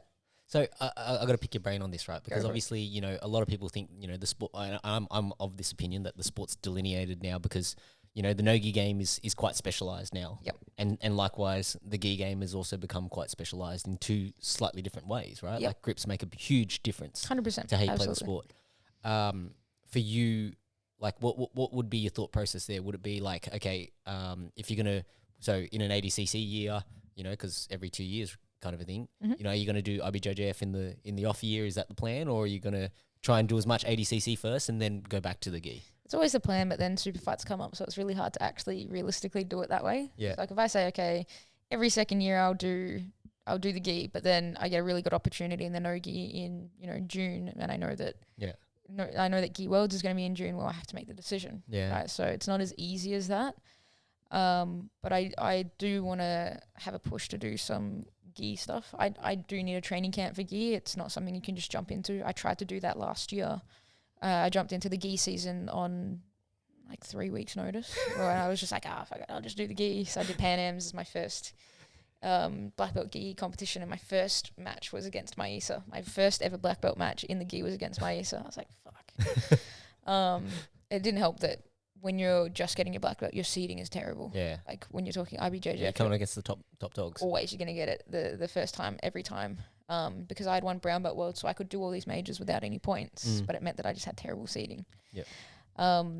But then I got a little bit deeper into my training camp and was doing a little bit more gi, and then I had my Brazilian Nationals match and got decently okay with that. I came second against Maisa again, and I lost in like the last 10 seconds. And that memory lives rent-free in my brain for the rest of my life. So that one burns you? That one burns me, but like it was my mistake to make. She's incredible. I'm not taking anything from her. She made the right decisions. She strategically did the right things. But I turtled and I shouldn't have turtled, and I made mistakes, and that I think is what burns me, but it also motivated me quite a bit. Yeah. But I know that I will need realistically to do a proper training camp in the lead up for any gi competition. Yeah. It's hard. The gi is hard. Yeah. I stand by the fact that gi is harder than no gi. Yeah, it's hard on the fingers. Like it's the thing that I always. I'm people are probably sick of me bitching about, like they're like, Johnny must have bitch hands. It's like, no, I don't have bitch hands. I just like my fingers to have full mobility, right? Then don't do jiu-jitsu. Well, if you do no-gi, it's not an issue. Yeah, that's true. If you don't do no-gi. I've had some pretty bad injuries in no-gi, like jarring thumbs and things like that have just hurt for like 6 months. Yeah. But definitely the gi will mangle your fingers. Yeah. It'll just mangle your entire body. Yeah, well, when you see like my knuckles are pretty good in comparison. Pretty hands, man. What are you talking about? Yeah, so that's what I mean. Your hands Like are beautiful. I got to keep them that way. You could be a hand model. But like the guys, you can always tell somebody with gi fingers because the middle knuckles are always like fat knobs. knuckles. Yeah. Yeah, I got fat fingers. I got fat fingers. Yeah. Wearing rings is always a nightmare because like the knuckle is fat, but the actual finger is thin. So you put it over the knuckle and it's like just moving around. It moves too much, but then you can't get it off. Yeah. Yeah, it's a nightmare. But when I start gi, my fingers get particularly fat. Yeah. So, okay, I want to also talk about, how did the relationship with Lockie come about? I've known Liv and Lockie for years and years. They've always been really supportive. They've always been nothing but lovely and accommodating to me. And when I moved back to Melbourne, I wanted to start training with them a little bit more, especially because Liv's on the mat, so she's an excellent training partner for me. Lockie's obviously a wealth of knowledge. But Levi and Alanis were there as well. Yep. And Alanis is a fantastic training partner for me. Yep. And Levi is a wealth of knowledge for me as well. So a lot of people on the mats that I can grow with, and we can motivate each other and I can learn from. So now I go there most days to get some training in with those guys. Yep. But again, it's a space where everybody's pretty like-minded. Everybody's aspiring to make big statements on the world stage. Everybody was mainly focusing on ADCC through that period of time as well. So the rule set and playing in that rule set was really important. The leg lock game was really important, and learning from the K-guard master himself was very, very useful. It's funny, the K-guard thing is a contentious one, because like in Sydney, a lot of the guys, you know, will talk about Lucas Kennard when it comes to the K-guard. Oh, yeah. And well, he's the godfather of the K-guard, right? Like the what I'm told is that, and Lockie will always pay tribute to Kennard. Lockie is one of the most humble person you'll ever meet in your life. He takes no credit for anything, like nothing. He could have flat out invented it. He's like, no, I saw this somewhere else. But yeah, because I watched Lucas Kennard's ADCC trials run and his CJI performance, and that was spectacular. But I also got to sneak in on the Sydney wrestling. Is it? Yeah, Sydney wrestling. Sydney wrestling. I got to watch them, and Kennard was on the mat, and I was watching him train, and some of his leg entries were just spectacular. Yeah, so pretty, so smooth, right? Oh, so smooth. For such a big boy, he moves so gracefully. Yeah. Definitely. Yeah. So then how did the relationship with Ados come about? When I traveled to America a lot. Yep. And I was traveling back and forth between I was training back and forth between like Atos and AOJ. Okay. Because they're both fantastic spaces, and they get really good results from in multiple different divisions under multiple different rule sets. And I think that was something that was really important to me, where I didn't want to pigeonhole myself into one specific style of jiu-jitsu or one specific rule set. So I wanted to have a home base in America, because I spent so much time there, because there were so many competitions there. So I spent a lot of time at AOJ, enjoyed the technical development at AOJ, but then I spent some time at Atos and enjoyed the technical development, but the culture. When Galval gets on the mat, he's always in a good mood. He's always just happy and motivating and just friendly to everyone. And it made such a big difference to my training. You know, something I mentioned before was I train best and I compete best when I'm enjoying what I'm doing. Yeah. Atos makes me enjoy what I'm doing. The culture there is fantastic. The training there is hard. Like, it's really hard, and it's good training, and it's good technical development, and everybody's pushing each other and, you know, trying to get the best out of everybody. But everybody also goes to the beach afterwards and hangs out and does recovery in the freezing cold water, and you know, we'll crack jokes and play music and laugh and do videos together and things like that. So the culture is just very welcoming, very homely. Yeah, wow. Every time we're there, like Hafe, she'll invite us to her house, and we'll have steaks and just like laugh and watch the UFC and have fun. It's that kind of, I really enjoy that side of jiu-jitsu, the community side of jiu-jitsu. The camaraderie. 100%, absolutely. We're all there to try and do the same thing. So let's support each other. We know, like, I know how hard it is. Rafaela knows how hard it is. So let's be there to support each other through it. Yeah, that's a beautiful thing. So then when it came to then getting guys like Geordie on the team. He's a legend. How did that come about? I begged and I pleaded. Shout out to Geordie. I will try and get Geordie on the podcast at some time, because it's always, no doubt he'll have like countless stories. He would have all the stories for sure. All the shenanigans that happen at the UFC with Craig or whatever. Yeah. So I originally met Geordie through the first ADCC that I ever did, because I was trying to get up in weight. I was trying to get to 60 kilos because I was walking around at like 56. And the division was 60 kilos, and there were girls dropping down from like 70 kilos down to 60 kilos. So I was small and I was trying to get bigger. So we chatted back and forth, and he gave me a program of like the amount of calories I was supposed to be eating and how to divide those calories and all that kind of stuff. And it worked really well to me. It, like, my body reacted quite well to what he was feeding to me, and you know, all the supplements he was giving. Like, so like when I say supplements, that's not like a it's not the euphemism. It's not a euphemism. For bomba and exactly. I actually mean supplements, like creatine and like, you know, that kind of stuff, and like protein. I actually mean supplements. Naturopath all the way. But all the things that he was encouraging me to do were researched, and that's what I appreciated. He's not trying to put me on fad diets. He's not trying to, you know, guess, and he's not just trying to, you know, make it up as he goes. He does the research. He'll send me the articles. He'll explain why he does something in a certain way, and that's what I appreciated. Did you read any of those articles? No. No, absolutely not. It's just the fact that he sent them to you. It's the fact that he sent them to me. I'm like, oh, this guy must know what he's talking about. Well, Nev, my partner, she'll read. Okay. She'll read scientific journal articles until she falls asleep. She loves it. She's very good at like, especially skim reading them. She's very good at that. So if I ever need a journal article read, I'll ask her to do it. Yeah. But all the things that he was doing to help me were working quite well. And then when we did the flip side of things, when I had to cut weight, again, it worked really well. He explained everything to me. He planned it out for me. He made sure that I wasn't just not eating. It wasn't like, oh, you got to cut 3 kilos. Oh, just stop eating carbs altogether. Yeah. He understood that carbs are really important for training. Yeah, you need glycogen, right? Exactly. Like when I was cutting weight, I was eating pipelets with honey on them in the morning for breakfast. Wow. Well, it makes sense. It's carbs and sugar. It's right. easily digestible. I can burn through them through training, and I'm gonna burn through the calories as long as I'm training the way that I should be training. I'm gonna burn through those calories, and I can still by the end of the day be in a calorie deficit to drop weight without it being a problem. Yeah. Because he knows that. Because he's done the research and he spent the time with the athletes and he spent the time with specifically the jiu-jitsu athletes and the martial art athletes that he knows. Yeah. But he's incredible. He has some really good information on his Instagram page, The Fight Dietitian. Yeah. He's got some cool free stuff on there. Yeah, he's always providing a wealth of information, right? Yeah, and he has some really good books out too. He also has his own electrolyte brand called Train Aid, which is really good. I use that as well. Yeah. Is that a free plug or is he sponsored? No, we work together. We work on some of a sponsorship basis, but I'm not sponsored by Train Aid, but I actually use Train Aid and I actually like Train Aid. Oh, so there you go. You should use Geordie, come on, stump up some cash. Let's go. I'm earning my keep right now. That's it. Yeah, wow. Okay, so I want to flip gears a bit because I'm a bit curious about obviously how your relationship with Nip. So how did you guys meet? Honestly, Tinder. Yeah.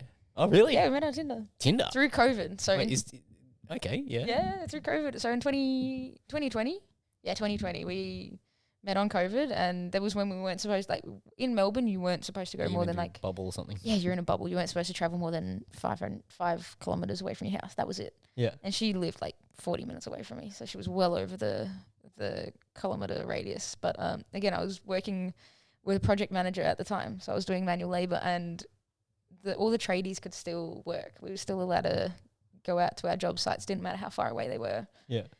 But none of the job sites were near her house. So what he had done is he wrote me a note that's like, she's working out in this area. So if I did get pinned or pulled over by the police and they called him, he'd be like, yeah, that's fine. She's just got to work. So we had all our bases covered. But yeah, I clearly followed the rules during COVID.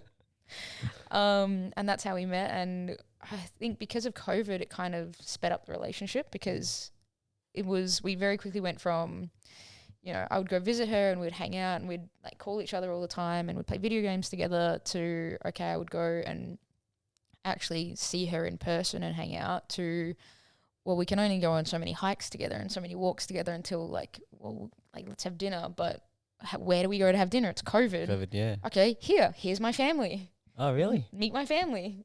How did that go? Yeah, it went great. Like both of us I'm Italian background and she's Serb, Croatian, Bosnian. Yep. So the family dynamic was quite similar in that way, very like European style families. So I kind of understood the dynamic in her house and she understood the dynamic in my house. So it was nice in that way. Her family's so incredibly lovely. Yeah. Like they were so welcoming and just so excited to meet me, and that was really nice, and vice versa. So both families welcomed each other with open arms, and I think that my parents and her parents could tell that we were just obsessed with each other. Yeah. We were like head over heels for each other very early on. I always say it's like a classic lesbian relationship where everything just goes at a million miles an hour. Okay. Everything's like... I wouldn't know what a classic lesbian relationship would be like. The classic thing for lesbian relationships are after a week, you're like moving in together, talking about getting married and buying a cat. Wow. Like after like a week. Okay. Which kind of... I'm going to blame COVID, but it probably was also because it's a lesbian relationship. After 4 months, I was like, yeah, I'll move to Perth with you and let's live together. Yeah. And everything just moved really quickly from there. But it was like a sink or swim kind of situation where when we lived together, it was either going to work really well or we were going to understand that it wasn't going to work.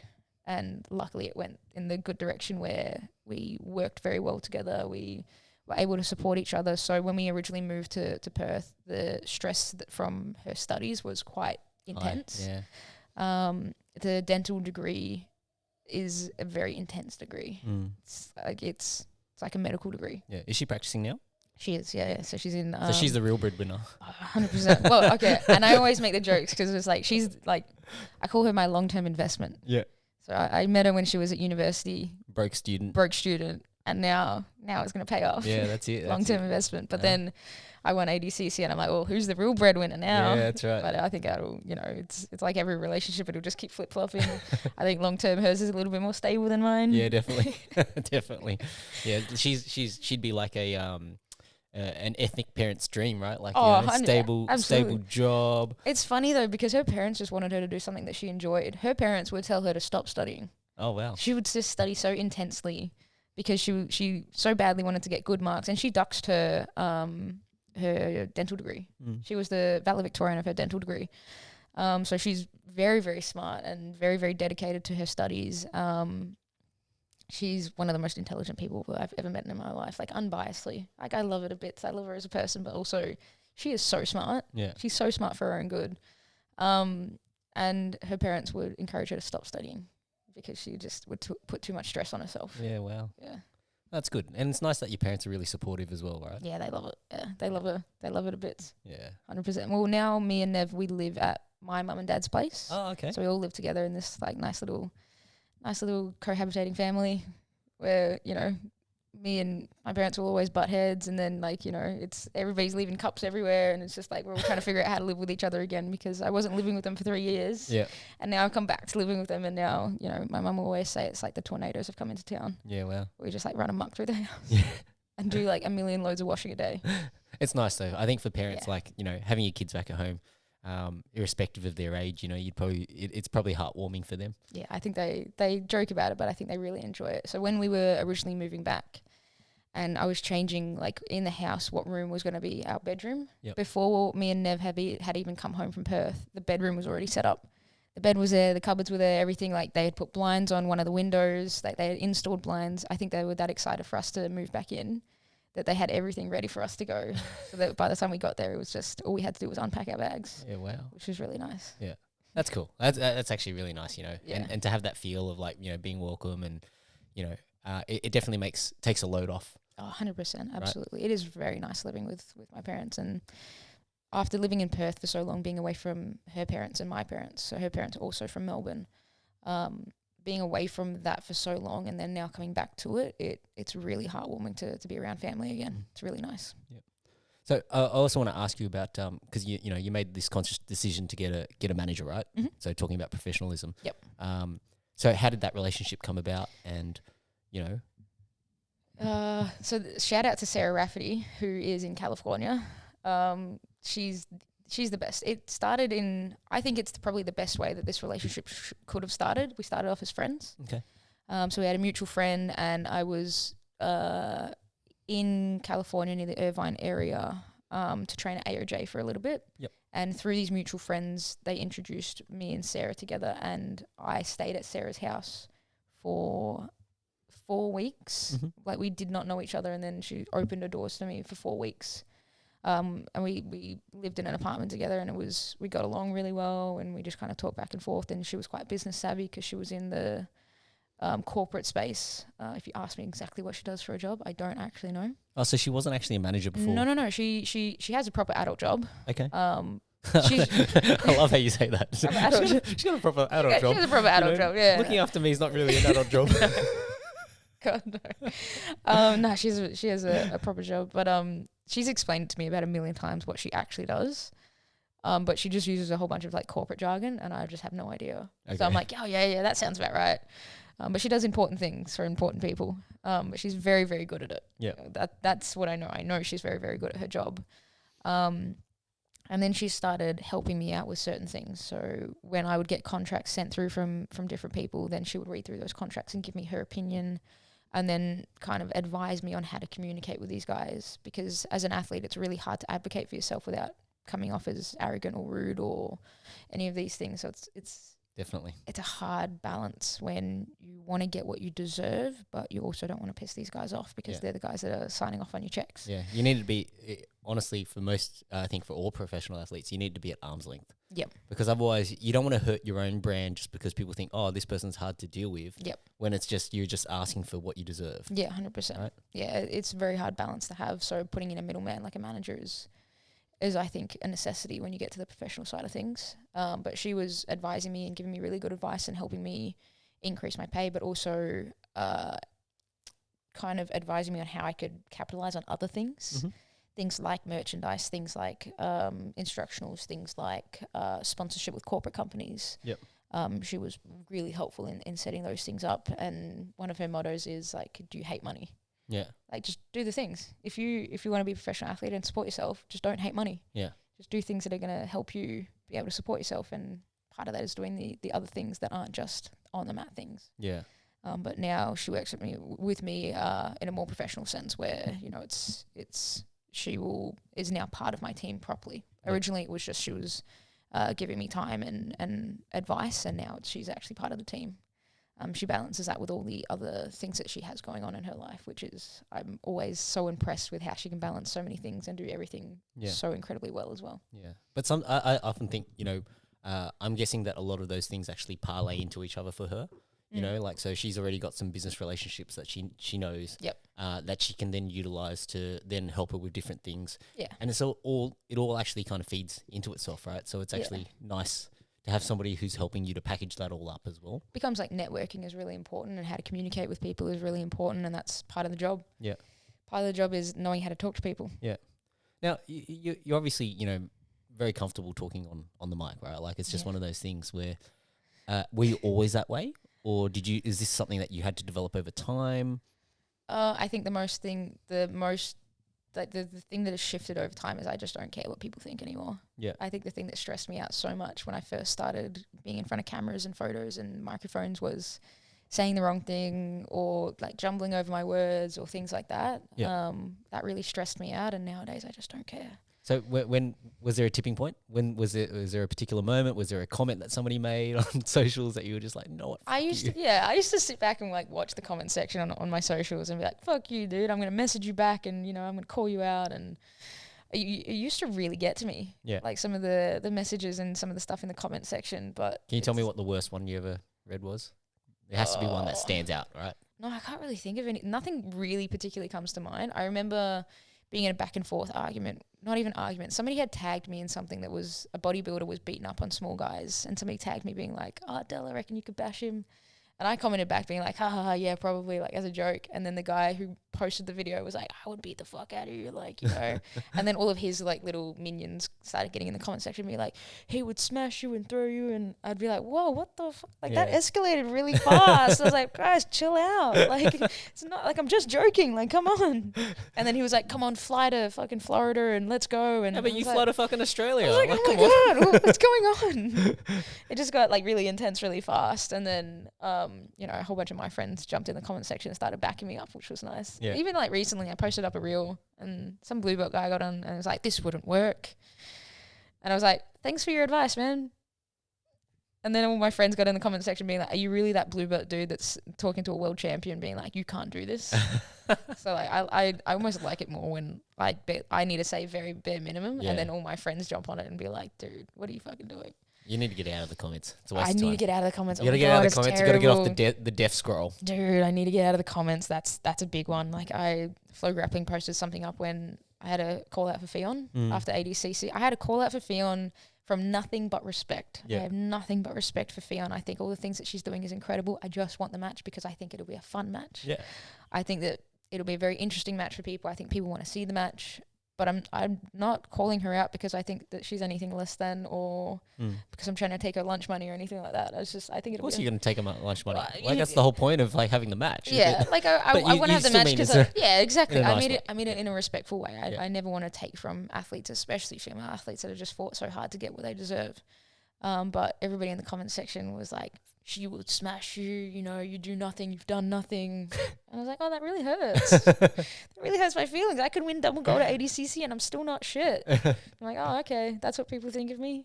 But I need to stay out of the comment section. Yeah. Because that hurt my feelings too. And I think you know, I like this saying where it's like, you know, there are two types of people in this world. There are the people creating things, and then there are people commenting on it. Yeah. Right. Yeah, I like that. Like it sounds. Like, and I don't say that as a slight on anybody that comments on my stuff. No, dude, like, say it as a slight on people that comment on your shit. I get positive stuff. Yeah, no, positive stuff is fine. Positive stuff is fine. It's the stuff that's like shitting on your stuff that's like, well, they are trolls. Yeah. That probably won't do anything with their careers or their lives. So it's just bitterness. Yeah, 100%. Right? And like it's weird that, you know, people want to be bitter about things when it's like, you know, like you know why I started this thing. Like a lot of people that I know why I started this thing. It's like, what's there to be bitter about? Like, if there's something in this, is a real thing. If there's something in this that people then go and realize that, hey, you know, like Adele wasn't always, you know, 2-time ADCC, you know, whoa. It was like, you know, started as a 10-year-old in jiu-jitsu, wanted to be a cop. Yeah, I've been doing this 15 years. Yeah. People are like, oh my gosh, she's come out of nowhere. I'm like, whoa, wait on. Yeah. I've been doing this 15 years. I didn't come out of nowhere. I've been working on this for 15 years. Yeah. But tall poppy's a real thing. Yeah. Like people, when you get to a certain stage and then you get a little bit above that, people want to like pull you back down. So it's really important you keep people around you that are elevating you, keeping you humble for sure. It's really important to stay humble and not arrogant, but also like encouraging you and elevating you up and not just continuously cutting you down. Yeah. Well, I bring, like, I think, you know, in how you carry yourself as well, like you always want the best for other people as well. 100%. It's not like you know, I think tall poppy is only a thing if you're not happy in your own life. Like when you're happy in your own life, it's like, okay, I want this other person to be successful. Yep. You know, like, yeah, you want Fionn to be successful because then when you have that match, it's going to be even more amazing. 100%. Right? Absolutely. I do not wish ill on any of my competitors. I think that they're all spectacular in their own right. Especially if you're respectful to me, I'll be respectful to you. Yeah. That's for me how it goes. If you show respect to the people around you, then you've earned my respect. Yeah. And Fionn, Maisa, Basilio, Mosquito have been nothing but nice to me.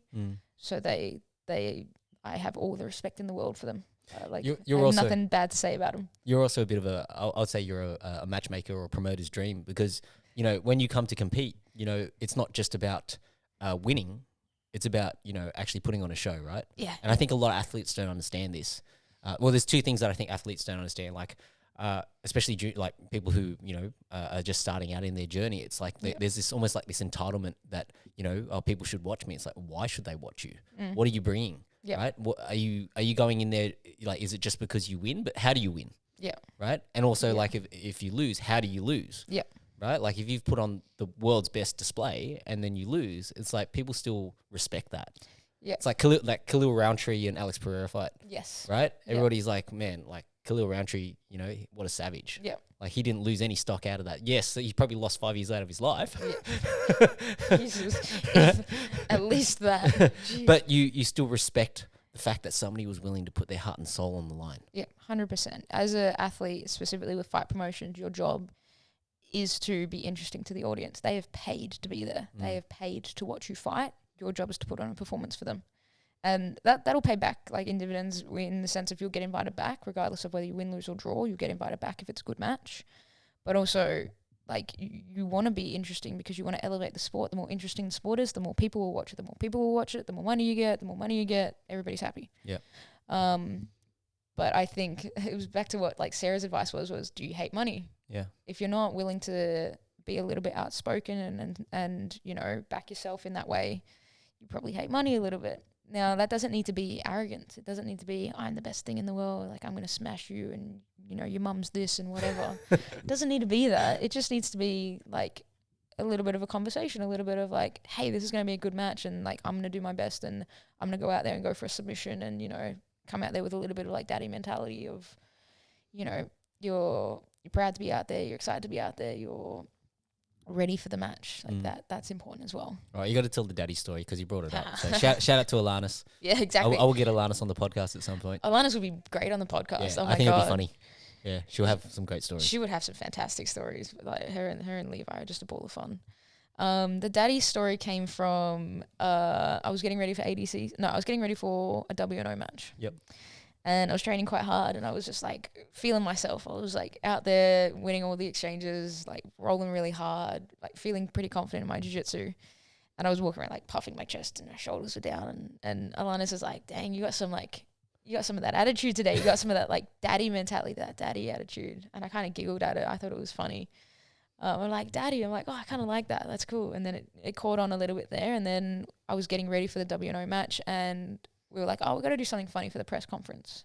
Like something to like catch people's attention. Again, if you can catch people's attention, then that's people sells tickets. Promoter's dream. So it puts asses in chairs. That's all you need to do as an athlete. You just got to put asses in chairs. Yeah. And we're like, oh, I should put something on my nails. And we're like, oh, okay, we got 5 fingers. What do we put? And she's like, you got to put daddy on it. Yeah. I'm like, ha ha ha. You know, that's funny. I'm like, you know what? Screw it. I'll do it. I'll put daddy on my nails. And then I showed my manager Sarah, and I showed her that I got my nails done. And by the time I landed in America, she had bought me like a daddy hat. It was like the first iteration of this. Yep. And I wore that to the press conference. And Kendall, who was there interviewing us, she loved it. She was like, oh my God, this is the best thing ever. And then it just kind of took on its own life from there, and people really enjoyed it and thought it was funny. And now the name is kind of just caught on. But it's fun to use that as well, of like use that daddy persona, that daddy energy out there on the competition mats. For me, it holds the purpose of like ownership of, you know, you own the match you're on, somebody's trying to take something away from you, and you don't want them to take it away from you. It's that very like alpha mentality. Yeah. And that's what the daddy. It's like a little switch that you flick on, right? When it comes to compete. Yeah, 100%. Because, you know, who you are on the mats is a very different person to who you are in person, right? Yeah, for sure. I'm a little bit more of an asshole on the mats. You got to tap into that, right? Yeah, you have to. Jiu-jitsu is a combat sport. Like it is a violent sport, so you have to be able to pull that violence out a little bit. You have to be a little bit brutal with what you're trying to do, and that's like, you know, if you hit me in the head, I'm gonna hit you back. That's the sport, you know. I gotta laugh when you say that, right? Like I don't know if you ever seen that meme that goes around that when it comes to combat sports. So for female combat sports, lesbian is the best space. Yeah. have you seen that? I haven't.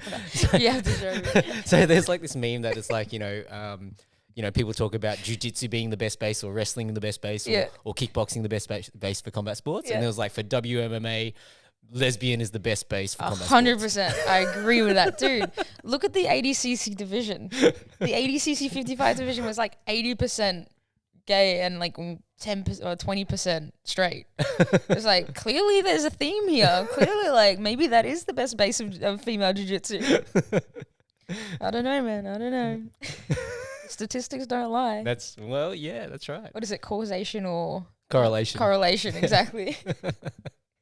So, okay, can people buy these daddy hats? What merch you got out there? Come on, they're coming out. We're going through the whole process of now getting samples made, but they're going to be, I keep saying this, but they're going to be out really soon, where this is a whole new field for me. I am not versed in like drop shipping and Shopify and things like that, so we're figuring out how to do it. We're literally making it up as we go. Yep. But they will be out I'll really soon. talk to you about this after. I can give you some tips. Oh, please do. I can do jiu-jitsu. I can do jiu-jitsu really well, but that's about it. Yeah. I'm trying to outsource everything else, and we're just trying to find the right way to go about doing the hats. This one is the specific ADCC one, so it's got daddy on the front, and then it's got BFTS, which is born for this shit. Okay. Which is just kind of something that I would be saying over and over again when I was getting ready to compete. I took that from Israel Adesanya when he was in the cage in one of his title matches.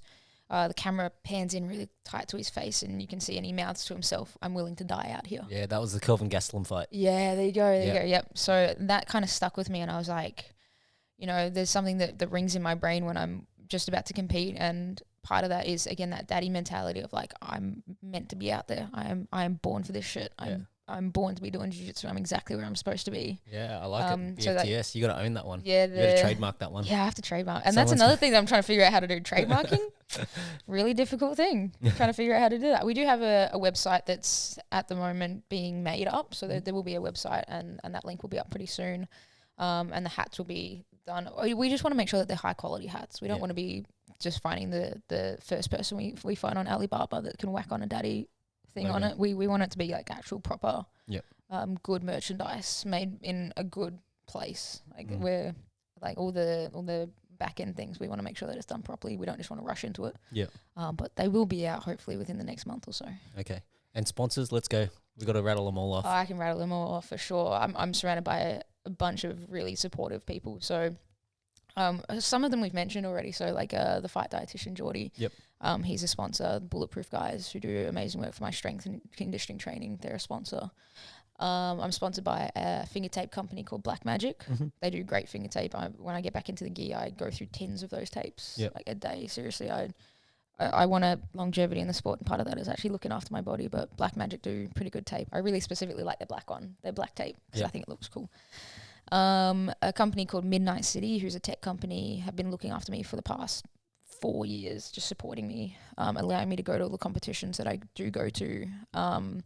So that's been a lot of help. But she's a female CEO that runs her company, so she supports female athletes in male-dominated spaces, which is a really cool thing, and she believes in it, and she is willing to put as much energy and effort into supporting me as she possibly can. So that's always been amazing.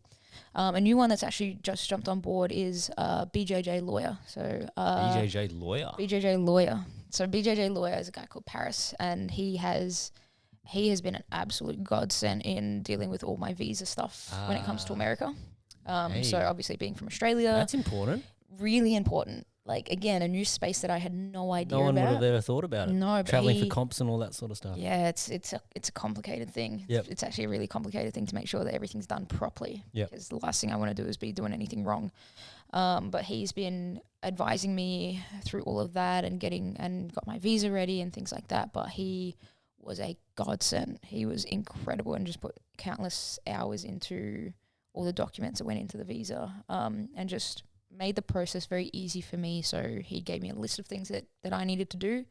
As long as I checked off those lists, everything was organized. And that was fantastic. That was amazing. And then obviously the gyms that I train at, so like Dominance, Absolute, and Atos, all those guys, they support me in a bunch of different ways. And then Jake, obviously, who's in my corner, who's coaching me and does his own mentor programs for other people as well. I don't know how many spots that he's got left at the moment. He limits them, so you know, if I've accidentally, sent a whole bunch of people to him. Yeah, exactly. So, sorry, Jake, if you get inundated or whatever. Like I know, if it happens, it happens. I'm sorry. Like you were saying, he puts in hours, so he can only take so many athletes at a time. Yeah. I'm just like mentally going through my rash guard to make sure that I've said all my sponsors, because I'm going to get off. Rash guards, skis, sponsors. Oh, Hyperfly. Oh hey, my God, George? that would have been terrible. Yeah, George. So George I deal with, but also like Hyperfly Australia has just done their big relaunch. So now all the Hyperfly stuff is back in Australia, and like unbiasedly, I really like the quality of their stuff. Like I wouldn't have been with Hyperfly. I've been with Hyperfly for years. There you go. Wouldn't have been with them so long if I didn't truly agree that their training gear is some of the best in the world. I think that it looks good, it feels good, and it fits me quite well. Specifically, the gis fit very well, and the leggings. I live in these leggings daily. Like I honestly have about 1 million pairs, and I'm just wearing through the knees of all the pairs. So I'm going to get a few new ones. But I think that these are the best leggings. They're not see through. They're not. That's the main thing. Okay. They're not see through, and they're like material's thick enough. The material's thick enough, but I'm not like dying in it. It's not like wetsuit material. It's like it's the same as like similar to 2XU, where it's like just really high quality stuff. Maybe they need. Hyperfly needs some like leggings with like a little bit extra on the knees for Adele. Because I just live in them. Yeah. Like these are my good ones. I make sure I wear my good ones whenever there's a camera out. Otherwise there's like patches them. Because I get like the knees are all worn out, so they're like all saggy at the knees. Yeah. But these are my good ones. I made sure that I was in good attire to come today. I appreciate that. But no, I've been working with Hyperfly for ages now, and working with the Hyperfly US team as well, which has been really exciting to start to collab with them. And we're going to be releasing some shirts that are going to come out pretty soon, and some rash guards that are going to come out pretty soon through the Hyperfly website. Hopefully we'll have some of those over in Australia as well, so we send them through the George, and we can start selling them here. Yeah, beautiful. I think that's it. I think that they're all the major ones, and then I'm going to be releasing instructionals through Submeta. Yep. And possibly some other platforms as well. You're going to do YouTube or anything like that? Or everybody's asking me to do YouTube. I'm just like, part of me is of the mentality of, will people actually like care what I say? And then part of me is like, yeah, probably, like maybe they'll want my opinion. I want to do some like match review footage on YouTube. Yeah, that'd be cool. I'm gonna do a YouTube channel. I think that's the next thing that I'm gonna add to the list. Yeah. Well, if you're getting those video editing skills brushed up, exactly. It's not too much of a stretch. Are we going to see more of like Adele cooking and that sort of stuff? 100%. I got a secondary. Adele Eats. Yeah, Adele. It's Daddy Adele Eats. I think it is. Yeah. which was just made as just a little bit of a gag because I am obsessed with steaks. Okay. I love a good steak specifically. I'm a tomahawk steak and a ribeye steak fan. So how do you like to do yours? Okay, so if it's a big tomahawk steak, I made one the other night that was like perfect, and I'll show you videos after this. But they were quite thick. They were about 1.5 inches thick. So we seared them on the pan first. We poured all the like salt, pepper, garlic powder, things like that, oiled them up, chucked them on the pan, seared them off, put them in the oven at 200 for about 20 minutes, just to get the internal temperature to increase. Took them out, rested them for 10 to 15 minutes. 15 is kind of a good mark. You want to make sure you rest your steaks. It's important to rest your steaks. And then did a double sear, so we put them back on the pan, butter basted them, took them off, made sure that there was garlic and thyme, some herbs in the butter as well. So we basted them, made sure that they had a really good crispy coating on the outside, took them off, rested them again, and then cut into them, and they were perfect, like medium rare, edging on the rare side of medium rare. Nice. And they were so good. And we saved all the butter from the pan. We made sure we on top. Yeah, always. I like to do the reverse here. So I'll like put them in the oven for 100 degrees for like 40 minutes or so. Yeah. And then just hot cast iron pan butter and just I'm when a the fan of like that. I like fatty cuts. Yeah. And then it's like when the fat is just like rendered, so it's just like it just melts in your mouth. Yeah. That's perfect. I agree. Yeah. I like a fatty cut of meat. Like I went through a phase where I was eye fillet and then grew a love for like all the grizzly parts on the Scotch fillets. Yeah. I love a good Scotchie. Yeah. Beautiful. Yeah. All right. And obviously, if people want to find you, they can find you on Instagram. Instagram, yeah. The Instagram handle is Adele Fornarino at the moment, but we're going to change that in the next coming month or so to Daddy Adele. Okay. We better make sure that's taken before I put this up. No, I have. Okay, good. I've already taken it. I've saved it on another account. Okay. But it will be changed soon. I just couldn't change it directly after ADCC because so many people tagged me, and then it meant if they clicked tag, it would go to missing. It'd go to a dead account. Yeah. So we had to wait it out a little bit. Yep. All right. It'll change. It's coming. Yeah, nice. All right. Thanks, everyone. Hope you enjoyed it. Catch you guys.